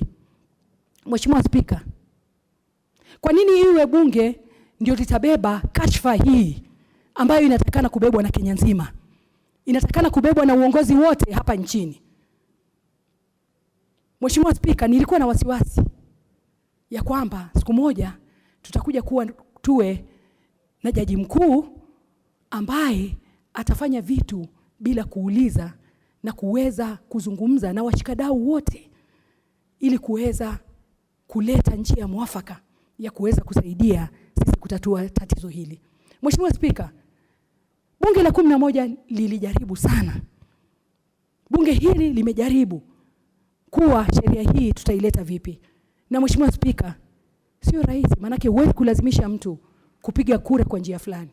Alafu isitoshe, kupigi kura tu, ni lazima tufikirie upigaji wetu kura hapa. Je, unaleta faida gani ama unaleta nini hapa nchini?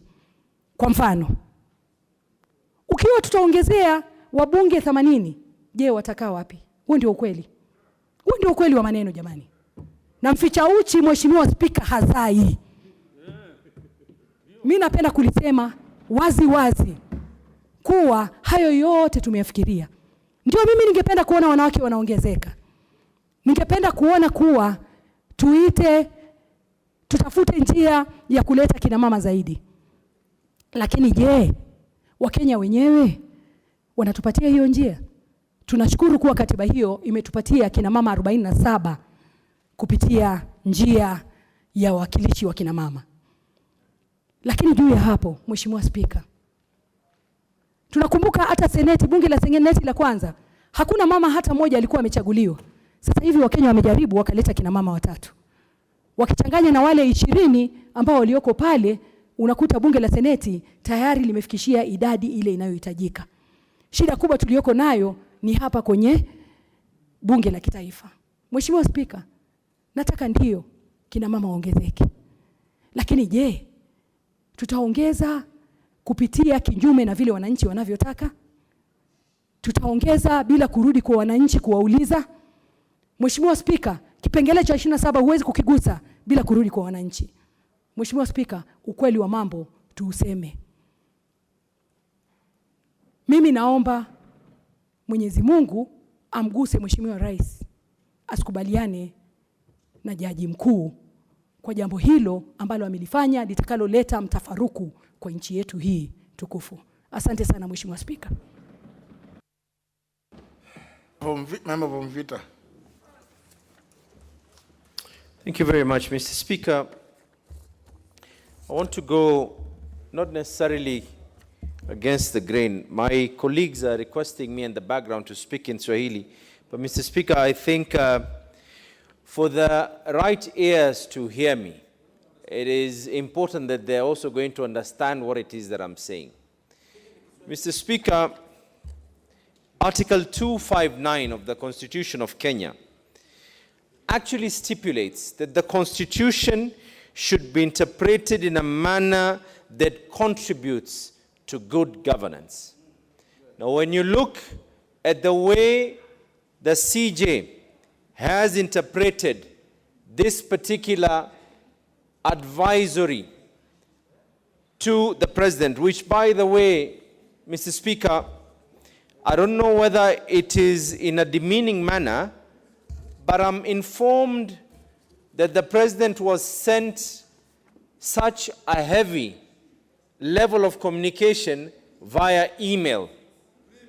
The President actually was sent for this communication via email, Mr. Speaker. Mr. Speaker, the wording in Article 261, 7 and 8 uses the word shall. And I want to indulge my colleagues, Mr. Speaker, that the same words regarding shall, when you come to Article 159, Mr. Speaker, of the Constitution, in exercising judicial authority, the courts, the tribunals, shall be guided by the following principles. Justice shall be done to all irrespective of status. And the question that beckons, has justice been done to all, despite the Constitution of Kenya saying that it shall? Justice shall not be delayed. How many of us here have constituents who have had cases that have been going on for years on end? The same Constitution talks justice shall be administered without undue regard to procedural technicalities. And the purpose and principles of this Constitution shall be protected and promoted. Mr. Speaker, in the same articles that talk about the judiciary, the purpose and principles of this Constitution shall be protected and promoted. It beckons to ask the Chief Justice of this country whether that has been achieved. The first article of this Constitution talks about the sovereignty of this country, where that sovereign power has been delegated to duly elected representatives. And when we try and enforce something, Mr. Speaker, then we are negating the same Constitution that we have taken an oath to uphold. And what surprises me, Mr. Speaker, is that the fifth schedule of this Constitution does not talk about just Parliament enacting laws regarding 2/3, or rather 1/3. Mr. Speaker, the fifth schedule talks about 50 laws that Parliament is to enact. 50, not 1, 50. And these as well, Mr. Speaker, there are people who have been able to take Parliament to court on these matters. Mr. Speaker, Article 27, 6 and 8, which talks about the equality and freedom from discrimination, is so clear. It states that the operative word here that is being used is the state shall ensure, not Parliament, the state. And we are now in a situation where the Constitution of this country is being read just one-sided. Mr. Speaker, I will not take much time, but I want to congratulate the Parliamentary Service Commission for the action that you have been able to take using your wisdom, Mr. Speaker. Mr. Speaker, I don't know whether the Chief Justice is not aware that Article 25C of the Constitution of Kenya gives anyone, and that be an institution or an individual, a right to a fair trial and hearing. So the question is, was this House given that opportunity? Mr. Speaker, I want us to go back again, that when we talk about shall and there's a time lapse of 5 years, where does it say that those 5 years shall be 5 years from commencing which particular parliament? Where does it say, Mr. Speaker, that when we are now talking about enacting, are we looking at that period from which a bill is published and we reached its pinnacle? Are we looking at 5 more parliaments to be able to come? And Mr. Speaker, previously as well, the Supreme Courts, and if with your permission, Mr. Speaker, the Supreme Court held in a majority opinion that the application of the gender rule should be progressive. This is the opinion of the Supreme Court, which was then by his predecessor, the predecessor of the current Chief Justice. So I wish to urge my colleagues, this is not an issue of just part of gender rule.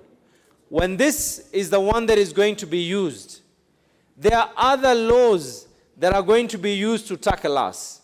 And we need to speak with one voice. We need to speak with one understanding that the principles of the Constitution are that the Constitution should be interpreted in a manner that contribute to good governance. Holding a massive election for all constituency in this country at this time and moment, is that good governance? Holding an election at this time and moment, Mr. Speaker, who is going to be able to pay for the same? Holding a mass election at a time when we all know that this country is preparing for a referendum through the BBI. And I want to tell and ask and plead with the naysayers who are against constitutional change in this country. We as Parliament need to ensure that every single thing that has affected this House are going to be enacted and changed using the BBI initiative that is upcoming and shall be before the next elections, Mr. Speaker. Mr. Speaker, with this, I beg to urge all my colleagues, this is not an issue of who was here. And I remember being with my sister Gladys here, sharing red roses, Mr. Speaker, at a time when we were trying to ensure that the 2/3 bill, but it is true equally, there are members who are not here. And as much as the men will only be seeing the women, because this is something that was touching on the 1/3 gender rule, I want to just remind my colleagues that when a man speaks up and speaks on behalf of a woman, it does not show his weakness. When a man speaks up and ensures that a woman's rights are defended, that shows the true quality of a man. And our job is not to put these women down. Our job is to ensure that we lift them up. Where they are wrong, we rectify each other. As much as where we are the ones who are to err, they can be able to rectify us. Thank you very much, Mr. Speaker. Now, honourable members, there are still 43 of you who have indicated interest to contribute to this debate. And I think it will not be right for me to, I do not want to deny any of you a chance to speak. So, for the convenience of the House, and in order to allow us to go back to that, what we are debating now, I will reorganize the order paper, so that the business appearing, the following orders are made. Business appearing as order number 11 is taken out of the order paper at the request of the leader of the majority party to allow the committee to go and consider fresh proposed amendments that came in yesterday.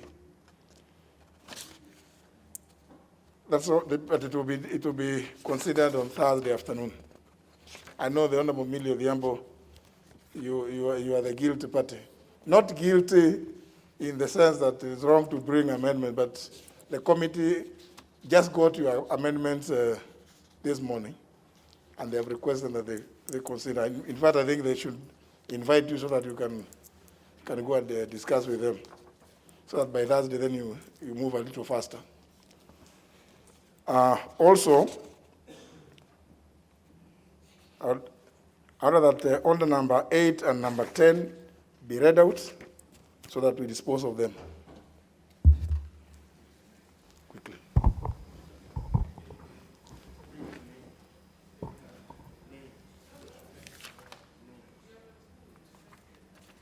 Order number 8, the County Wards Equitable Development Bill, Senate Bill number 34 of 2018. Question to be put. Honourable members, I can tell that the member for Emuhaya still remembers, I think, the debate. Debate on this motion was concluded, and what remained was for the question to be put, which I hereby do. That the county wants Equitable Development Bill, Senate Bill number 34 of 2018, be read a second time. Will as many as of that opinion say aye? Will as many as of the contrary opinion say nay? Nay. Just a minute. Honourable members.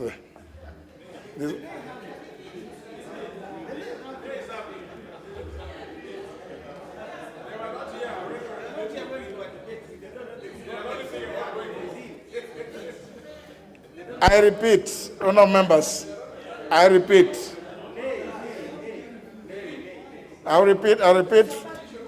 in order to get a clearer result. The county wants Equitable Development Bill, Senate Bill number 34 of 2018, be read a second time. Will as many as that opinion say aye? Will as many as the contrary opinion say nay? Nay. The nays have it. Next.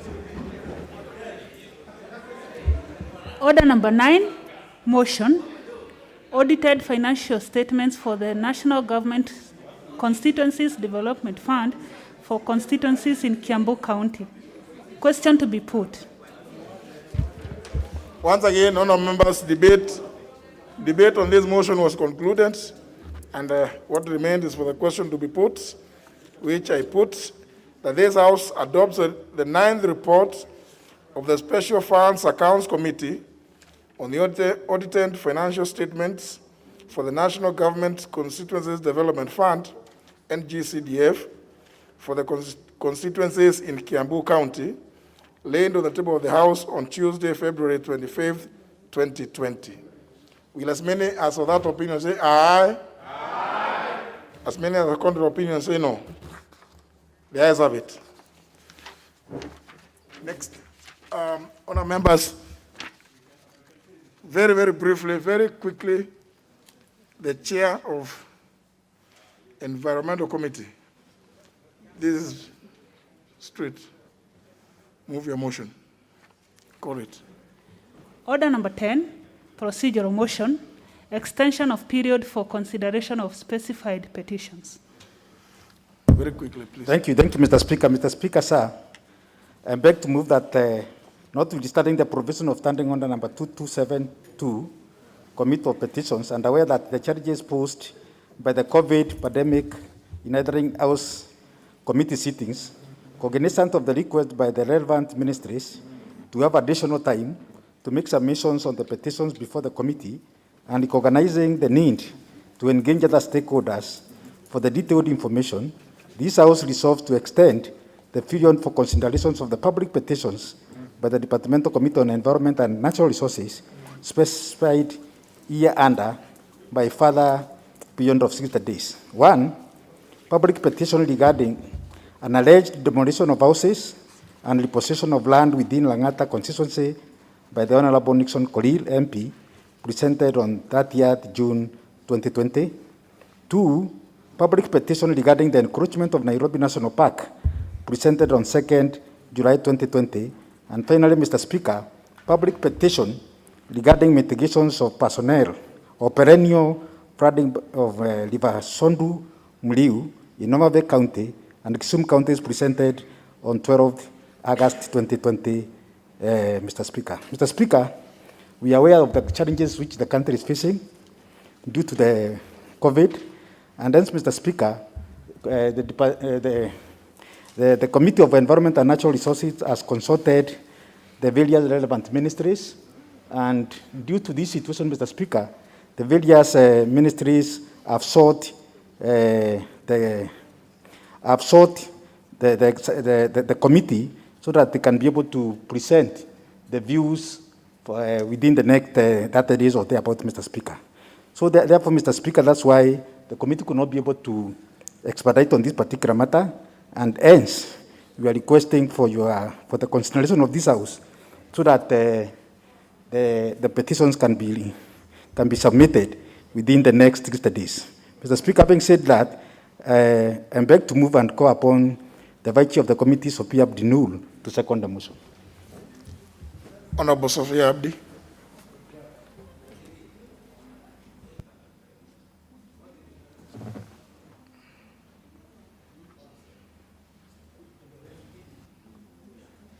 Where is account?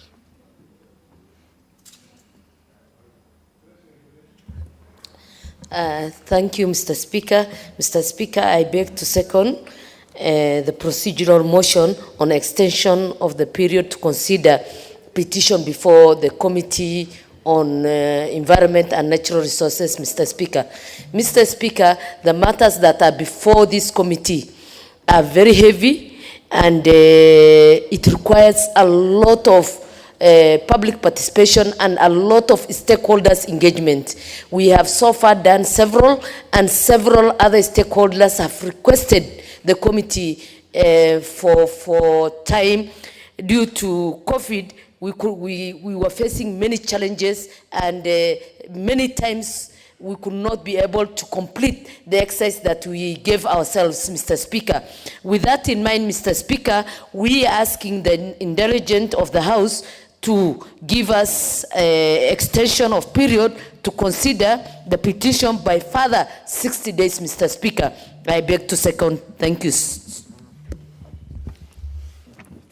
Well, honourable members, I propose the question, which is that notwithstanding the provision standing on number 227, subsection 2, which is on committee of petitions, and aware of the challenges posed by the COVID-19 pandemic in hindering House committee sittings, cognizant of the request by the relevant ministries to have additional time to make submissions on the petitions before the committee, and recognizing the need to engage other stakeholders,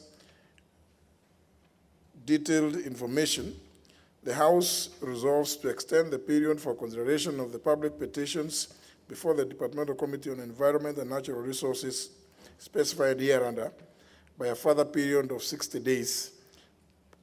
The public petition number 1, petition regarding an alleged demolition of houses and repossession of land within Langata constituency by the Honorable Nixon Coril, MP, presented on 30th June 2020. Number 2, public petition regarding the encroachment of Nairobi National Park, presented on 2nd of July 2020, and public petition regarding mitigation of perennial flooding by River Sondu Miriu in Homa Bay and Kisumu counties, presented on 12th of August 2020.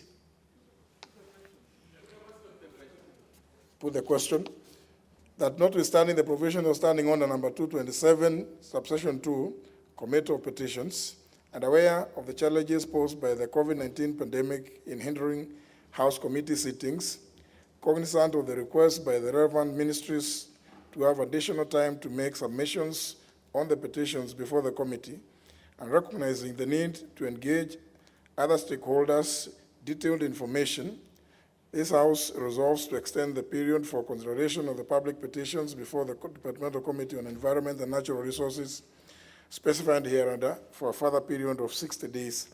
Public petition regarding the alleged demolition of houses and repossession of land within Langata constituency by the Honorable Nixon Coril, MP, presented on 30th June 2020.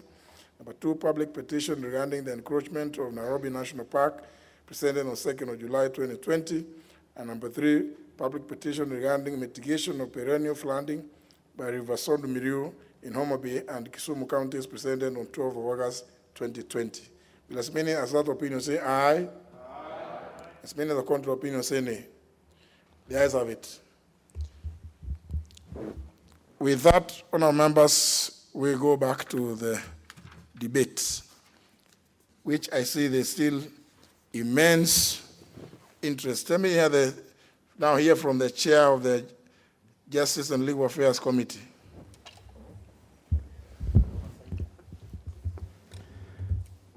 Thank you, Mr. Speaker.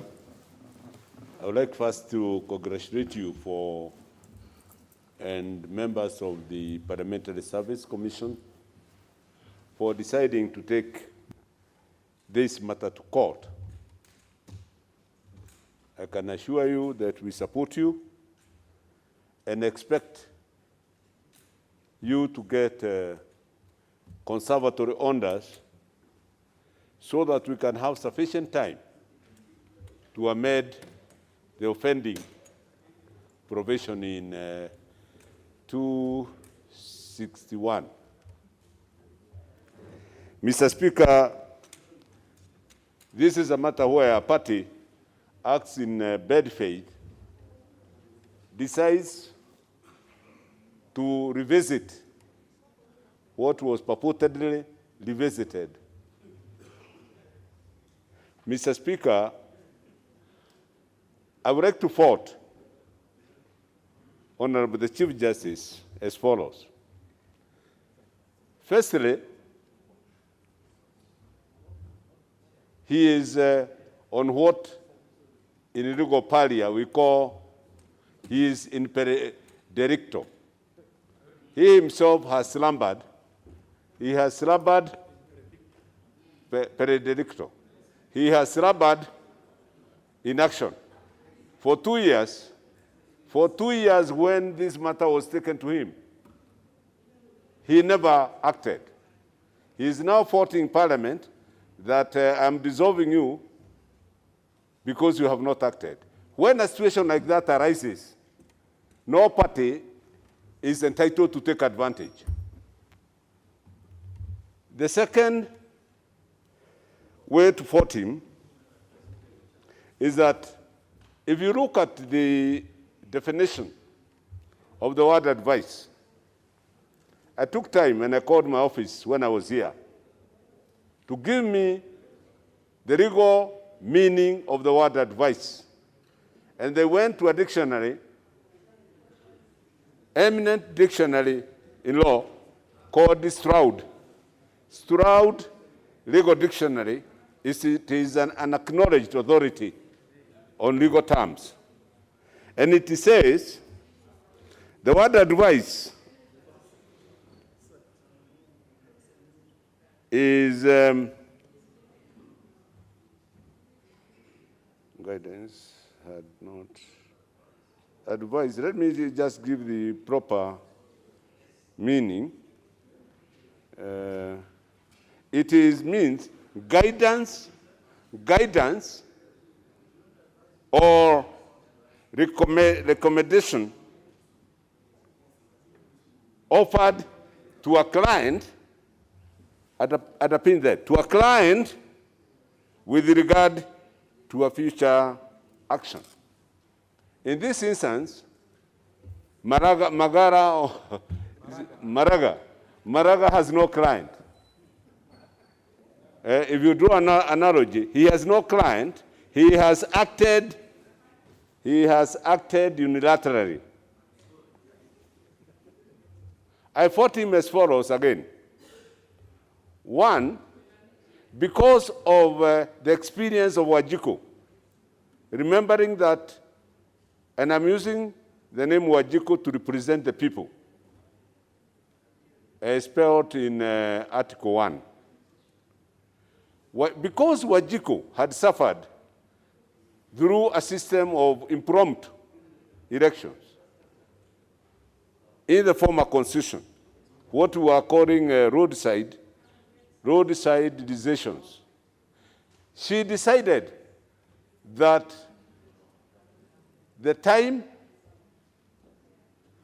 of elections, general elections, must be made public. And it is pronounced now in Article 101. And that is the only clause that gives leave to general election. There is no other clause in the Constitution. And when you interpret the law, one of the guidelines says that when there are two conflicting, if one were to say that the advisory note contradicts 101, because Maraga, the import of Maraga's advisory is to dissolve the House. And 101 provides for dissolution of the House and calling general election. If you said there was a conflict, then if there are two conflicting provisions, the first one is the one which takes precedence over the other one. I start challenged by any lawyer here. The first provision, when there are two conflicting, the first provision takes precedence. So 101 is the first precedence. So if you take it that it takes precedence, then 261 sub 7, no, Maraga is he acted on 7. Yes, it goes. It flops. Then the other way, the other prong that I want to take, Maraga, is Wajiko has the sovereignty. The sovereignty of this country, the sovereignty of the country, she is the mother and father of the Constitution. And the only person who is recognized to be her attorney in matters of the Constitution is only Parliament, through her duly democratically elected representative. Would you say that Maraga is a democratically elected attorney? Because of that, Maraga cannot go and usurp 101 and decide to call for dissolve the House. I want to, again to allude to what my colleague Aruoch referred to 259. The word shall is employed in 259. 259 subarticle 1D. It says, I want to emphasize this, that whenever you are construing and interpreting the Constitution, it must be in a manner that contributes to good governance. Would you say this advisory, the effect of this advisory is going to contribute to good governance? Already, Wajiko is overburdened by COVID, by slum in the economy, and you are telling her to go for elections impromptu, spend that $1 billion, then in 2 years down the line, spend another $2 billion. 10 billion, no. Elections. 10 billion. Yeah, it's 10 and then 10. Yeah, that was unwise. I say this with an emphatically say so. This action by the Honorable the Chief Justice demonstrates clearly that he lacks rudimentary tenets of the law. I say this with a lot of respect. I know we should not be discussing the conduct of a Chief Justice, but the matters I'm alluding to are public knowledge. He has invited it. They are, and again, he has invited it. One, I want to say, this is a Chief Justice who notoriously acquitted the Kiambaa victims when he was a High Court judge on very flimsy grounds when he was in Nakuru. Some other knowledge that you may not know. This same justice was number 4 in the interview. So I don't think it was a question of regional balancing. He had a godfather somewhere. And he is still serving. I think there is somebody who at watch alluded to bad faith. Looking at the way this advisory is crafted and the story behind it, you cannot slumber for 2 years and then impromptu one day wake up and say, I am now advising the president. Even the manner in which this advisory was transmitted, it is now public knowledge that it was transmitted through an email. An email to His Excellency. He on Madarau, it demonstrates he was in a hurry. He was in a hurry to execute mandate at the behest of his master. Indeed, the effect of this, if it takes effect and this house is dissolved, just like a leader of my minority said, it is a mischievous way of killing the BBI. So let us in unison, my colleagues,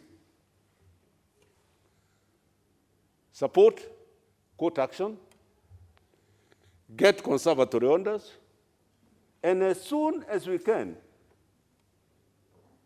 I would request the leader of majority to guide us so that we get a bill here to amend or repeal or call it Article 261 as soon as the one with the timelines. I'm not talking about 227. I'm talking about 261, the provisions that give us afford timelines, so that once we remove that, then it becomes 27 will stay as it is until cows come, ng'ombe zirudi nyumbani. Thank you very much, Mr. Speaker, for giving me that opportunity, and hope that in future proper emphasis will be afforded to Article 259 is a guiding whether any constitution as far as the constitution is concerned. Thank you very much. Member for Kisumu County. Thank you, Mr. Speaker, for this opportunity. Mr. Speaker, right from the onset, I would like to say that I support Justice Maraga's action. Mr. Speaker, long before I came to this parliament, as the chairperson of Thuluthimbili Zama Akina Mama, I interacted with you on several occasions regarding this issue. Mr. Speaker, I'd like to say it out clearly that you listened to us, engaged, and helped us work through lobbying so that we would ensure that we do not get to where we are currently. And Mr. Speaker, I want to thank you for that. Mr. Speaker, as I stand up to speak, I'm not speaking as a woman. I'm speaking as a member of this Kenyan society who would wish to see the rule of law govern Kenya. Mr. Speaker, I speak as a politician who, after 12 long years of struggle, was eventually elected to come to this house. And on the day I swore, or I took, on the day I was sworn in Parliament, I swore that I would protect and uphold this Constitution. Mr. Speaker, and that is what I'm doing now. Because this is not about women. This is about the Constitution. Mr. Speaker, it does not mean that when members of Parliament fail in carrying out their mandate, that the Chief Justice also must fail.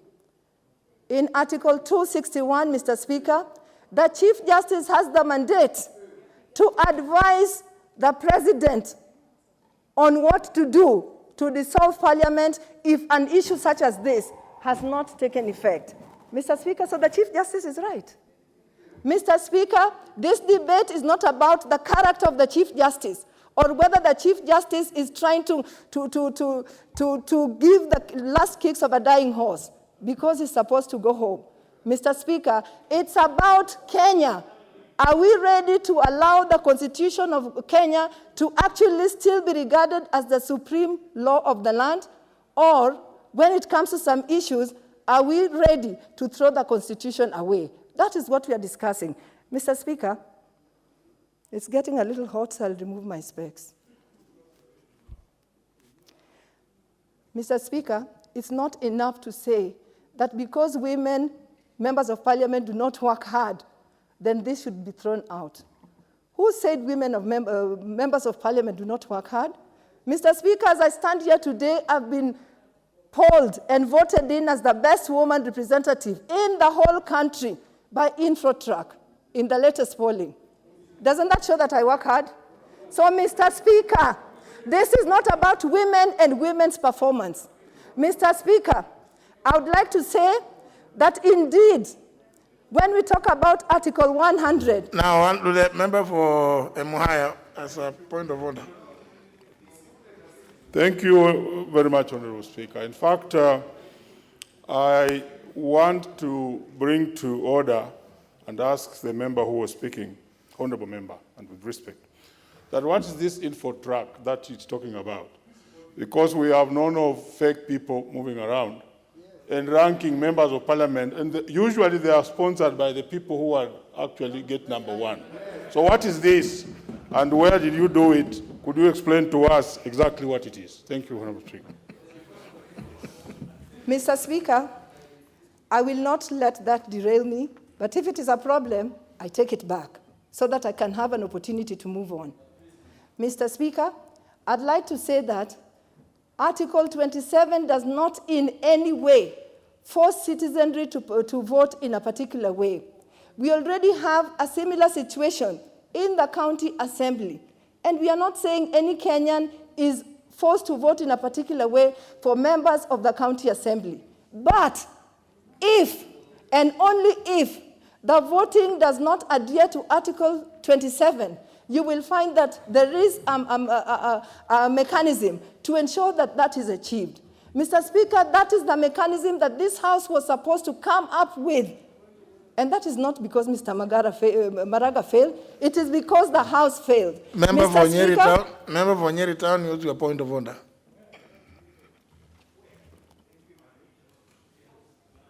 Thank you very much, Mr. Speaker. I just wanted to ask whether the member who is speaking understands that in the county assembly, the structure that exists in the county assembly allows them to actually nominate the difference in terms of the MCAs so that to get to the 30%. Mr. Speaker, our constitution has capped the members of parliament in the constitution. So for us to do that, we would actually have to amend the constitution. Thank you very much, Mr. Speaker. Thank you, Mr. Speaker. In effect, what the Honorable Speaker has done is actually just prove my point. What I'm saying is Article 177 already gives us that mechanism for the county assembly. And although we do not have a mechanism for National Assembly, that is what we, as members of National Assembly, were expected to come up with. Mr. Speaker, Honorable Kaluma. Mr. Speaker, let me rise to help and say that it is not the business of this House to make the Constitution or to amend it. The two-third gender principle springs from Article 27 of the Constitution, 27(7) in particular, which is a Bill of Rights. It's a fundamental human right provision requiring referendum under Article 255 of the Constitution. So you may wish that it were done. The question we are asking, if Kenyans did not do it, and it requires Kenyans to do, why punish Parliament for it? Mr. Speaker, I'd like to inform the Speaker who've just spoken that, indeed, the members of the public already passed that Article 27, because it was part of the Constitution that was actually passed and promulgated in 2010. Mr. Speaker, I hear a lot of people saying, Mr. Speaker, that we must ensure that we have good governance and that the action of Mr. Maraga Justice Maraga does not promote good governance. What is good governance if it's not inclusivity? Mr. Speaker, what Maraga has done is a way to ensure that we have inclusivity, which is part of good governance. Mr. Speaker, I also hear, and I support BBI. I'm a proponent of BBI, but we will not use BBI to erode gains that are already in this constitution. BBI is supposed to improve our lives by even enhancing inclusivity. So why would you take away the inclusivity that's already in this constitution in the name of BBI? Mr. Speaker, I know I sound angry, but the reason why I'm sounding angry is because for 12 years I fought to get here. And I cannot imagine that now once that I'm here, I am actually one of the people who cannot ensure that good governance, including inclusivity, is passed in this House. Mr. Speaker, I support Justice Maraga, and I pray that our President will be bold enough to dissolve this parliament so that we go back to the people, Mr. Speaker, and get the people's mandate again. Mr. Speaker, I would like to say that this the Article 27 or the 2/3 gender rule is the only area that has not been affected ever since this constitution was passed 10 years ago. Mr. Speaker, I am not surprised. I am not surprised going by what has been said in this House. But Mr. Speaker, I'm hopeful that if we move together, we can find a way to ensure that we solve this issue. And there is an opportunity. Mr. Speaker, I thank you. Sorry, honourable members, let us just, Why are you wearing Rosa with now, Honourable Millie, again, don't become a prefect, now, Honourable Millie, the Honourable Rosa Boyo has done very well. She has made her point. And it's not even for me to even quarrel with that. She has been very eloquent. She has made her point. She doesn't even require the assistance of the Honorable Millie Odhiambo, who I'm sure is very aware of the Latin maxim, expressio unius est exclusio alterius. So, I mean, I'm sure you are aware of that. Honorable Kanini Kega. Speaker, thank you so much, Speaker. And I beg to relax the mask a little bit. Mr. Speaker, you have completely lost us, and especially for us who are not lawyers. Mr. Speaker, I want to associate myself with most of the sentiments that have been expressed here, Mr. Speaker, and mostly with what has been said by the Honorable Junet and Honorable Chair of JLAC. Honorable Speaker, I don't want to dwell on the merits or demerits of the advice. Honorable Speaker, I want to dwell on the aspect of how that message was relayed, Mr. Speaker. Mr. Speaker, the Chief Justice of the Republic of Kenya was supposed to proceed on terminal leave last month, but he decided not to go and instead cashed the leave days. It's true. He decided not to go on leave, but decided to cash the leave days. In law, it might not have a lot of issues. But you know very clearly that the flamers of those people who came up with work ethics and all that, the reason as to why you are supposed to go on terminal, or not terminal, but on leave, even here in Parliament, we go on recess. Because we know for sure that your productivity diminishes the more you stay in a workplace without going on leave. And some of the results, Mr. Speaker, of fatigue is sometimes making irrational decisions. Mr. Speaker, I don't want to say that this could be an irrational decision. But I am saying this as the chairman of budget, because each and every day, the judiciary is, claiming every day that we are not giving them enough money. They are saying we are not giving them enough money, yet they have enough money to pay for leave days. Mr. Speaker, that one I have an issue. And it is an issue that we also need to consider. Because if you lead by example, and instead of proceeding for your leave, you decide to cash that money, and you know the salary of the Chief Justice is not 100,000, it's in millions. So for me, it's a concern. Secondly, Mr. Speaker, this House is the one that vets the Chief Justice. If he makes good his promise that he will leave by January, though he said that he will still be in charge, and in an unlikely event that this parliament is dissolved, there will be no assembly to vet the Chief Justice. In essence, it means, then of course, the Chief Justice will continue serving as the Chief Justice. Could it be a ploy to also extend his term by taking us home? But far from that, Mr. Speaker, the import of what he said means that we will go for another general election, so to speak. The lawyers might say that it is not a general election, but in essence, it is a general election. Because elections will be held in each and every polling station, in each and every stream. It calls for a budget.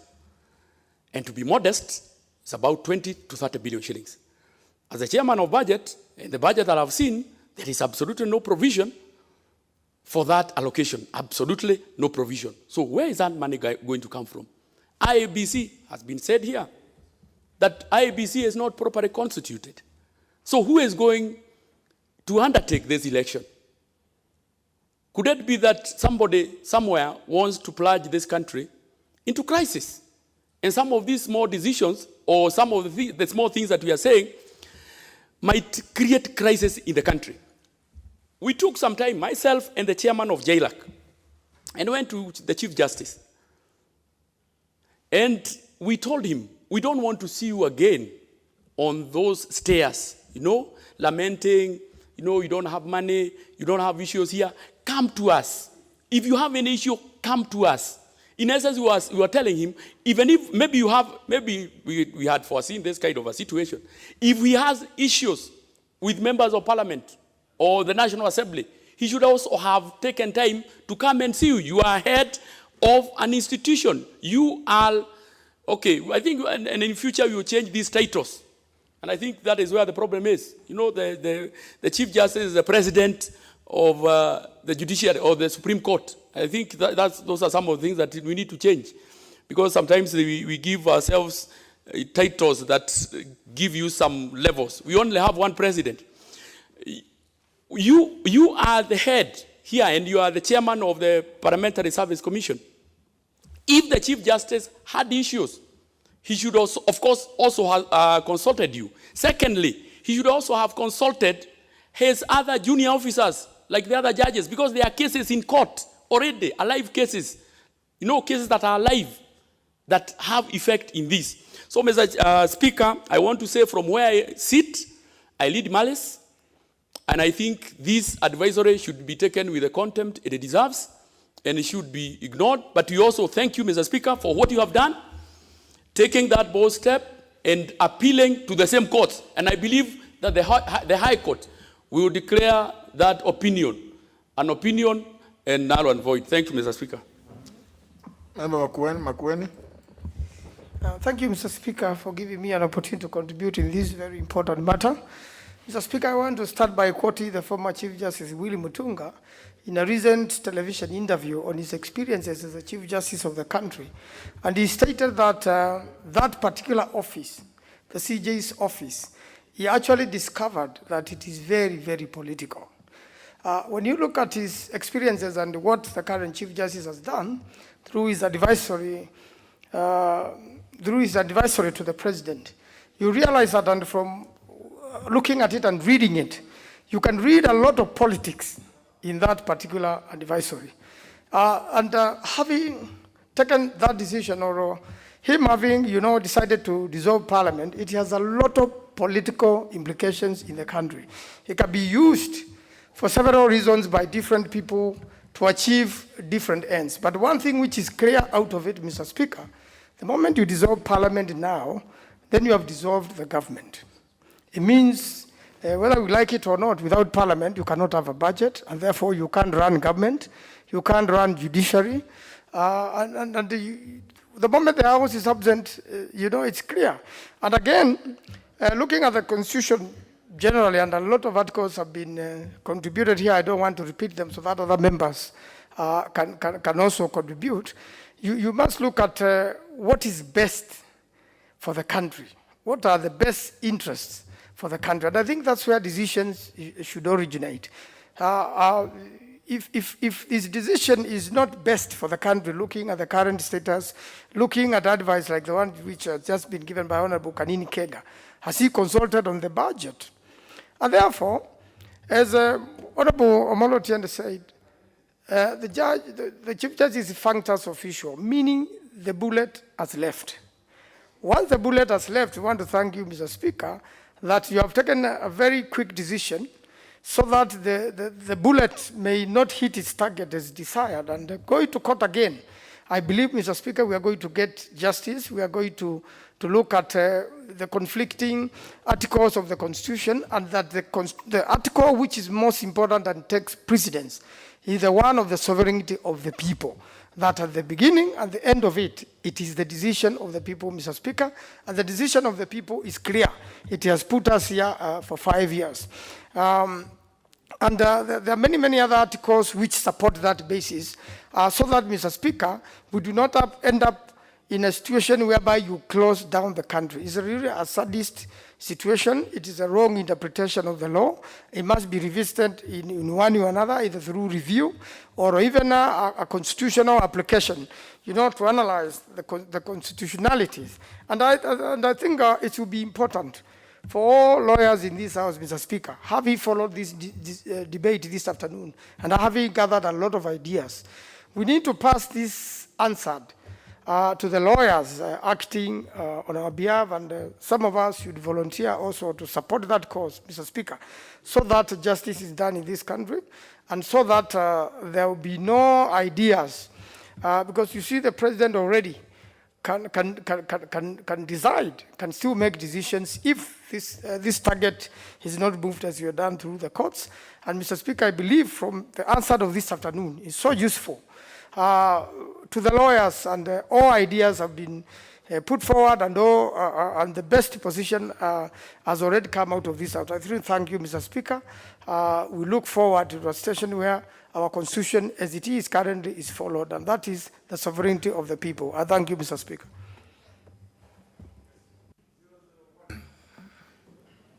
Thank you very much, Honorable Speaker, for giving me this opportunity to contribute in this particular motion, Honorable Speaker. Honorable Speaker, from the onset, I want to urge the House that just as we respected the nullification of the election, though most of us did not agree on it, and those who were singing up and down that we should respect the courts and the decision of Maraga, are now the ones shouting the loudest that Maraga have erred, and that we should not respect the decision of Maraga. We should respect the courts.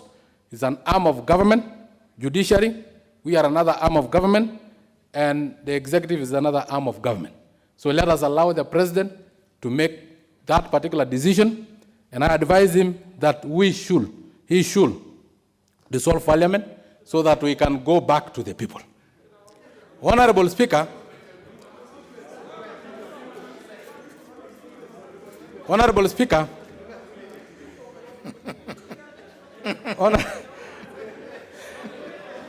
Honorable Speaker, protect me from honorable members because they are shouting that I am nominated. Don't think that being nominated is very easy. I represent 6.5 million Kenyans. Some of you represent only 30,000. So don't shout here up and down. Honorable Speaker, I am specially elected. And if anything, when we go back to the people, my broken leg is still there. So I'll still table it and I'll still come here. So if you are not sure that you'll come here, don't start shouting up and down. Honorable Speaker, I'm saying this because sometimes it is us who fail, Honorable Speaker.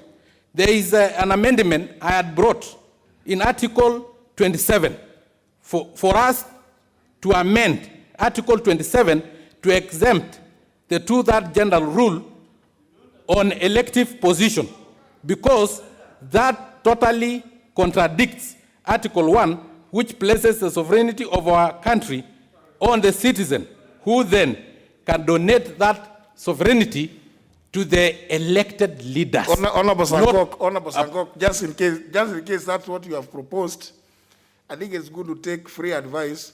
Read Article 255 to realize that any proposed amendments to any provisions in the Bill of Rights, including Article 38(2), which was read on political rights, is a referendum matter. So don't do it within Parliament. That one, you should be collecting signatures out there. That's why even amending that one, elective, even them collecting that, so that, you know, Honorable Sangok, is just to advise, to help you, so that now, it's a good proposal, but if you have brought it here, it is in the wrong place. It should be out there collecting signatures. Thank you very much, Honorable Speaker. You know, you are a mobile encyclopedia when it comes to the law and the constitution of this country. So we take your advice, and I've taken your advice very cleanly, because I didn't know where it have died, because I went to the committee responsible, and I presented my case, so they never came back to me to also advise me on the same. And thank you, today I've gotten that advice. But Honorable Speaker, why are we always talking about one particular article in our constitution? Why should we allow one article to have massive impact in our governance system? Article 54 of the Constitution talk of employment of persons with disability. We have not implemented that one. Honorable Speaker, the judiciary itself, it is not well constituted in terms of two-third gender rule, and it was easier from that direction. And we have never, as a house, call Maraga or call those who are responsible and even castigate them. The President, Honorable Speaker, have appointed cabinet secretaries. We know that two-third gender rule is in our constitution. Have we ever called the President and threatened him to impeach him, because we have the powers to impeach him, because he have not rightly followed our constitution? He have contradicted our constitution. We have not. So if you have not, Honorable Speaker, if you are not, Honorable Speaker, and protect me from my party majority whip, because I respect him so much, he's my friend and will remain my friend forever. Honorable Speaker, sometimes as a house we fail, because if we will have used the teeth that the Constitution have given us, these other arms of government will have known that we do exist and we have the teeth to bite. Now, they have the teeth to bite us. I urge them, bite us, so that the pinch will make us next Parliament make sure that we also call upon them. Because why have you never, as a house, brought a motion here or a bill because of lack of gender representation in the executive?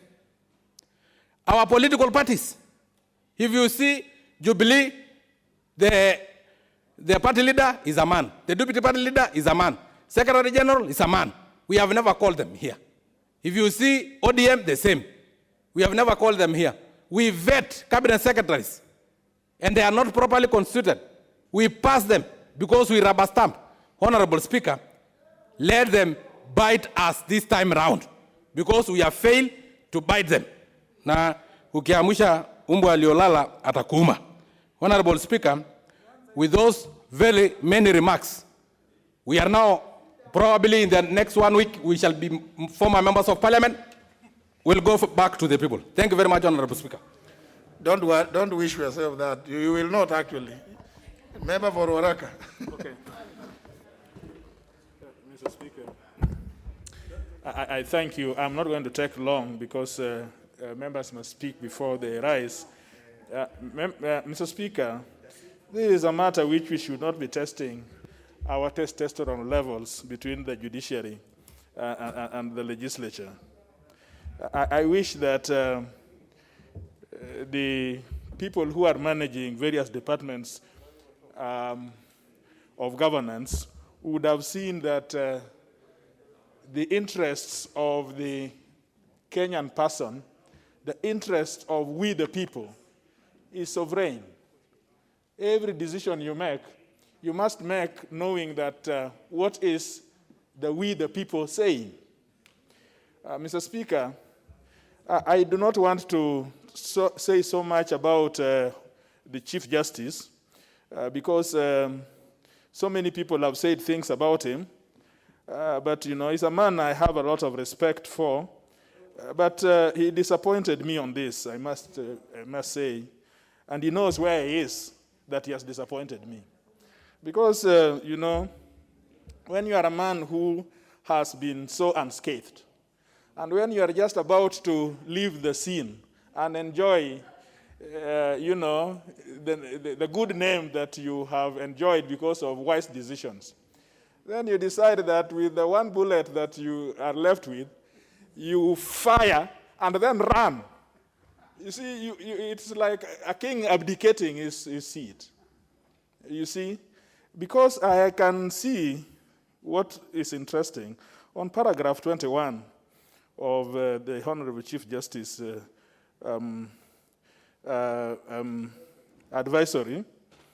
You know, he says things which I do not know how one would ever say anything like that. Says that when he looks at the articles of the Constitution, I doubt I can read it just because I want to get something. A purposive reading of Article 261 of the Constitution leaves no doubt that the Chief Justice role under the Clause 7, therefore, is simply to ascertain if Parliament is satisfied, and it goes on. I sympathize with him. You cannot be simplistic. And even if you're simplistic, don't say it. This is not just a constitutional crisis. This is a judicial coup in the country. This group of people are the people who are between the wananchi and the governed. If today we had war, what will happen here if this chamber was not there? If today we had emergency, what will happen here if this chamber is not here? Where is that interaction between the executive and the people if it is not the legislature?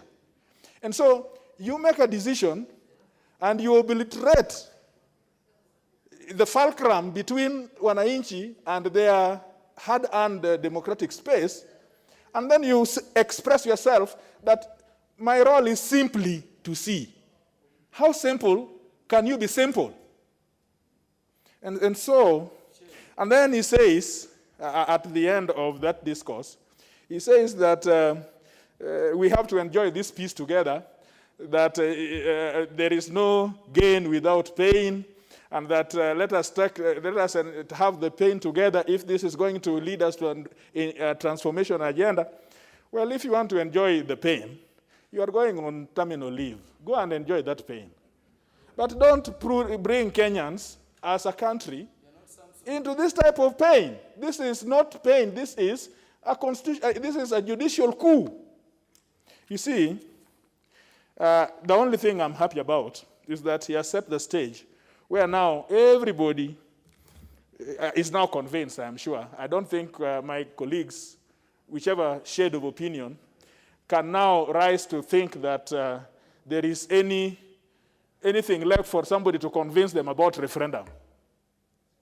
There's a lot of issues we must discuss. I remember Honorable Jacomidio stood here, member for Game, and said that this 20%, Mr. Speaker, we will one day have to meet eye to eye. Time has come. Time has come when now Kenyans must agree that this constitution is ripe enough for refixing so that it can be repaired. One of the things I hear about a lot, people talking about Article 27. You know, Article 27 is very interesting. I don't see anything called about gender parity in it. There is nothing. The only language I have heard there is a form of an affirmative action. There is nothing about 2/3, nothing about 1/3. In 27, there is nothing. But what is interesting about 27, it is inherently contradictory, because it begins from saying every person is equal. It goes, second one, people are equal, including full and equal enjoyment of rights, including those election rights. That is how it goes. Then it says that women and men have the right to equal treatment, including the right to equal opportunities. That is what 27 says. Then the state shall not discriminate. But when you open the other side of the page, now it starts different things. And it says that the state shall not discriminate directly against any person on the basis of so many other things, and that they would be, I'm just looking for it, it was here, that there is need to give full effect. Legislative measures to give full effect, including affirmative actions, programs, and so on. Okay? Now, then you have Article 81B. That is the point. If this constitution has spoken so closely about equal rights, everybody is the same. It is a beautiful world. We were all born equal. We are all beautiful and we are all awesome. Then Article 81B starts now talking different things. It says that now some people should be elected in a different way, which is now different from what has been expressed in 27. And then we had started with Article 1, we the people. We are equal before the face of the law, and we equal before God. This is now the discussion we must make, the contradiction which the Constitution is has imposed on itself. Because, Mr. Speaker, and everybody has said, if there was an intention that there was this gender parity had to be ingrained in the Constitution, nothing would have been harder for Otiende's group and other people to say so very clearly. And this is why, for example, it has been found here, Article 101 is what kicks out the general election. Article 102 talks about term, and that term is tied to the word used there is general election. It must be a general election. Then when you go to 103, which I want to say because I didn't hear anybody saying it, 103 is the only article which talks about how a member leaves this chamber. Vacation office. And it says, how do you leave? 1, you have to die. Then 2, you have to have missed sessions of this house in 8 consecutive periods. 8, yes. Then, in the term. Then, the member, I don't know whether this is what confuses them, that the member is otherwise removed from office under this constitution or legislation enacted under Article 8.2. Now, is otherwise removed. No, this one thing which Maraga did is not remove all. It's dissolving. It's not removing anybody anywhere. You can only be removed here on chapter 6, for example. You can only be removed here if, for example, you have abdicated your responsibilities in your political party. It is removal, not dissolution. So this article here, it does not apply to what the Honorable Chief Justice is talking about. Then it says that the member resigns. You have to resign and write a letter to the Honorable the Speaker. Then you have left your political party, or you are an independent candidate, and so on and so on. Nothing in this constitution anticipates what 261 is talking about. If the drafters of the constitution wanted to see that there is a way again of vacating your office as a member, this is where they would have put it. This is where they would have put it. So, you see, I do not know how the Chief Justice, with all his wisdom, and I know he's a wise man, did not conjure up all these things together to notice that his direction under 261 was now an impossibility. He says that he only had one way. But in that way, he has also time to think through.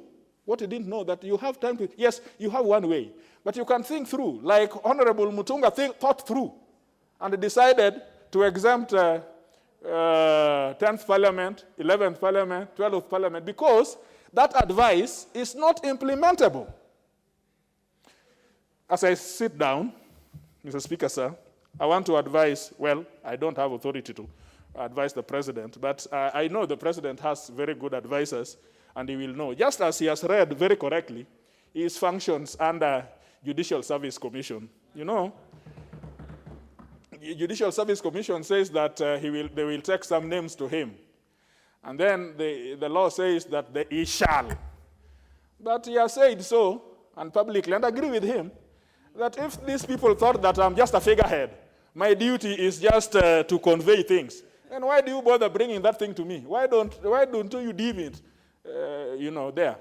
It means that this thing called shall means that there is a lot of things which must go through the president's mind before he does what you are calling. He is not just a figurehead, as you think, and it is the Chief Justice himself who has expressed himself that, you don't have a role, you are just a figurehead. He called him a rubber stamp. I listened to an interview where he called the president a rubber stamp. Well, if I'm a rubber stamp, why don't you come and take that rubber stamp and stamp it and go? So this is what, therefore, is equivalent to where we are here. Yes, it talks about shall, the president shall dissolve, but the president has to think about several things before doing that shall. This is when now, lawyers all over, I heard them all over say that the Constitution is clear. The Constitution is clear. They will know that there is nothing clear in this Constitution when they come to think about it. You see? Because the president, in doing this shall, now must think about several things. He has to know that the public mood now is talking about BBI to look at this Constitution, number one. He has to know that we are 18 months away to a general election, and having an election now is going to bring in these governors and even me, myself, to go for an election, to have a general election. He has to know, where do I have money to pay this? He has to think this before he does his shall. It's not that these things are not there. He has to think through them. By the time he has thought through all these things, you will discover that the word shall is indeterminate. The word shall may not necessarily be immediate. And even when it is immediate, it may not be now. And that is why, up to today, we don't have judges appointed. So, we are in the same country. And yes, we have been thrown to where we are. I would have wished that the Chief Justice didn't have to do this. I want to remember him more by the successes of the election petition that he properly held, in my view, the way he did. But now there is another way in which I have to think through in evaluating my understanding of him. But whichever way, let us not worry. Let us not be a parliament which looks like we are fighting an institution. It is clear in my mind, it is clear in the Constitution that I heard, and members, we need to be careful. Somebody was saying that now things that we are passing here are null and void. A very eminent lawyer. That what we are doing here are now null and void. You have not read the Constitution, because if you read the Constitution, you would know that proceedings of this House are not invalidated in any way. Even if there was something which was untoward or which was unconstitutional, still, the proceedings of this House are not a force of law and are not invalidated. So what we are doing here is we are doing what 95, 94, and 95 expects of us. Mr. Speaker, sir, I don't know why the Chief Justice had to somehow call a press conference to address the president. I've seen you several times when you have transmitted the bills. Taking your place, and you are Mr. Speaker, sir. The president is also signing, he looks very presidential. This is how it should be, because this is public service. I've never heard you call a press conference to address the president when you transmit bills to the president. So how can it be that a head of an institution so serious as judiciary must choose social media? I don't know whether email is also social media, wasn't it? Why should he choose social media to address the president and the nation? At worst, if he cannot get appointment to State House, he could have organized his brief nicely and sent to the head of service at the gate of State House and say that, give Mr. President when he comes. Or let him stand there and let us see if the president will turn him away to transmit his views. I found that he got into judicial activism, which I don't know Maraga for. Maraga is a judge of the pen. Honorable Mutunga would have been a different cat. But remember, he's the one who dissented in that opinion about this because he knew the impossibility of implementing this kind of thing. Mr. Speaker, thank you. And I want to suggest that our colleagues on the other agenda should suffer us a little bit. If I give you an example, let me use an example from this gender that ate the apple, the forbidden fruit in the Bible. Let me take this gender. The other gender will give me a lot of problems if I took them. If we went by what is being said and increased the 290, we will have 100 people in this house, for example, men, assuming that it was men who are agitating for this gender. We will be having 100 more men in this house. Now, all these 100 people in this house would have a vote.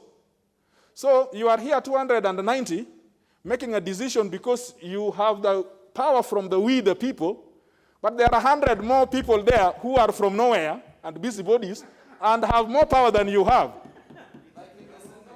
Yeah, well, in the other house is even protected by the Constitution because the delegation head has the vote, you see? So how can you implement this kind of thing by bringing 100 people here and then you give them weight, and then these people now become the deciders of issues, and people who have been elected cannot have the same, Mr. Speaker, I beg to sit down. I thank you so much for giving me the opportunity. Now, there's very little time left. 1 minute for the Honorable Wangwe. Thank you, Honorable Speaker. Honorable Speaker, now that you've said it's 1 minute, I'll just also consume the 1 minute. But I want to say that the Chief Justice only relied on Article 261 rather than looking at the Constitution holistic. Honorable Speaker, Article 261, as it is written, and as it is also stated elsewhere in the same Constitution, that where a language maybe is a challenge, the way you have said certain Latin or legal jargon, English suffices, Honorable Speaker. That's what our Constitution says. I've read it in English, and what I make of this Constitution, Honorable Speaker, you have also to look at the numbers perspective of it. Don't just look at the letters and make a decision. Article 97, Honorable Speaker, gives the numbers of the National Assembly. Article 98, Honorable Speaker, gives us the numbers that is made up of the Senate, Honorable Speaker. When you look at the numbering of the Constitution, the way you put them together to come up with the numbers, Honorable Speaker, it definitely now means for you to implement Article 261, you have to simulate a model, Honorable Speaker, through which you are going to achieve the gender rule as per what Article 27, not 261, Honorable Speaker, Article 27 envisages. Therefore, Honorable Speaker, what I'm looking at the Chief Justice as doing is trying to maybe, without really being very specific, could be he has some revenge. Could be he's trying to look at an issue which he would want to express that is not visible. Honorable Speaker, maybe he could be looking at a challenge of maybe the appointment of judges, Honorable Speaker. And I want to say so because he appeared before JLAC, where I'm a member, Honorable Speaker. And Honorable Speaker, his perception on how the judges have not been appointed, and his exit, Honorable Speaker, from the judiciary, he left a mark in us as a committee in terms of how he feels of the frustration he's going through. Therefore, Honorable Speaker, I feel that his decision is vindicated. Sorry, Honorable members, even before we rise, I want to make it clear, because I think I heard some of you say we must respect the judiciary.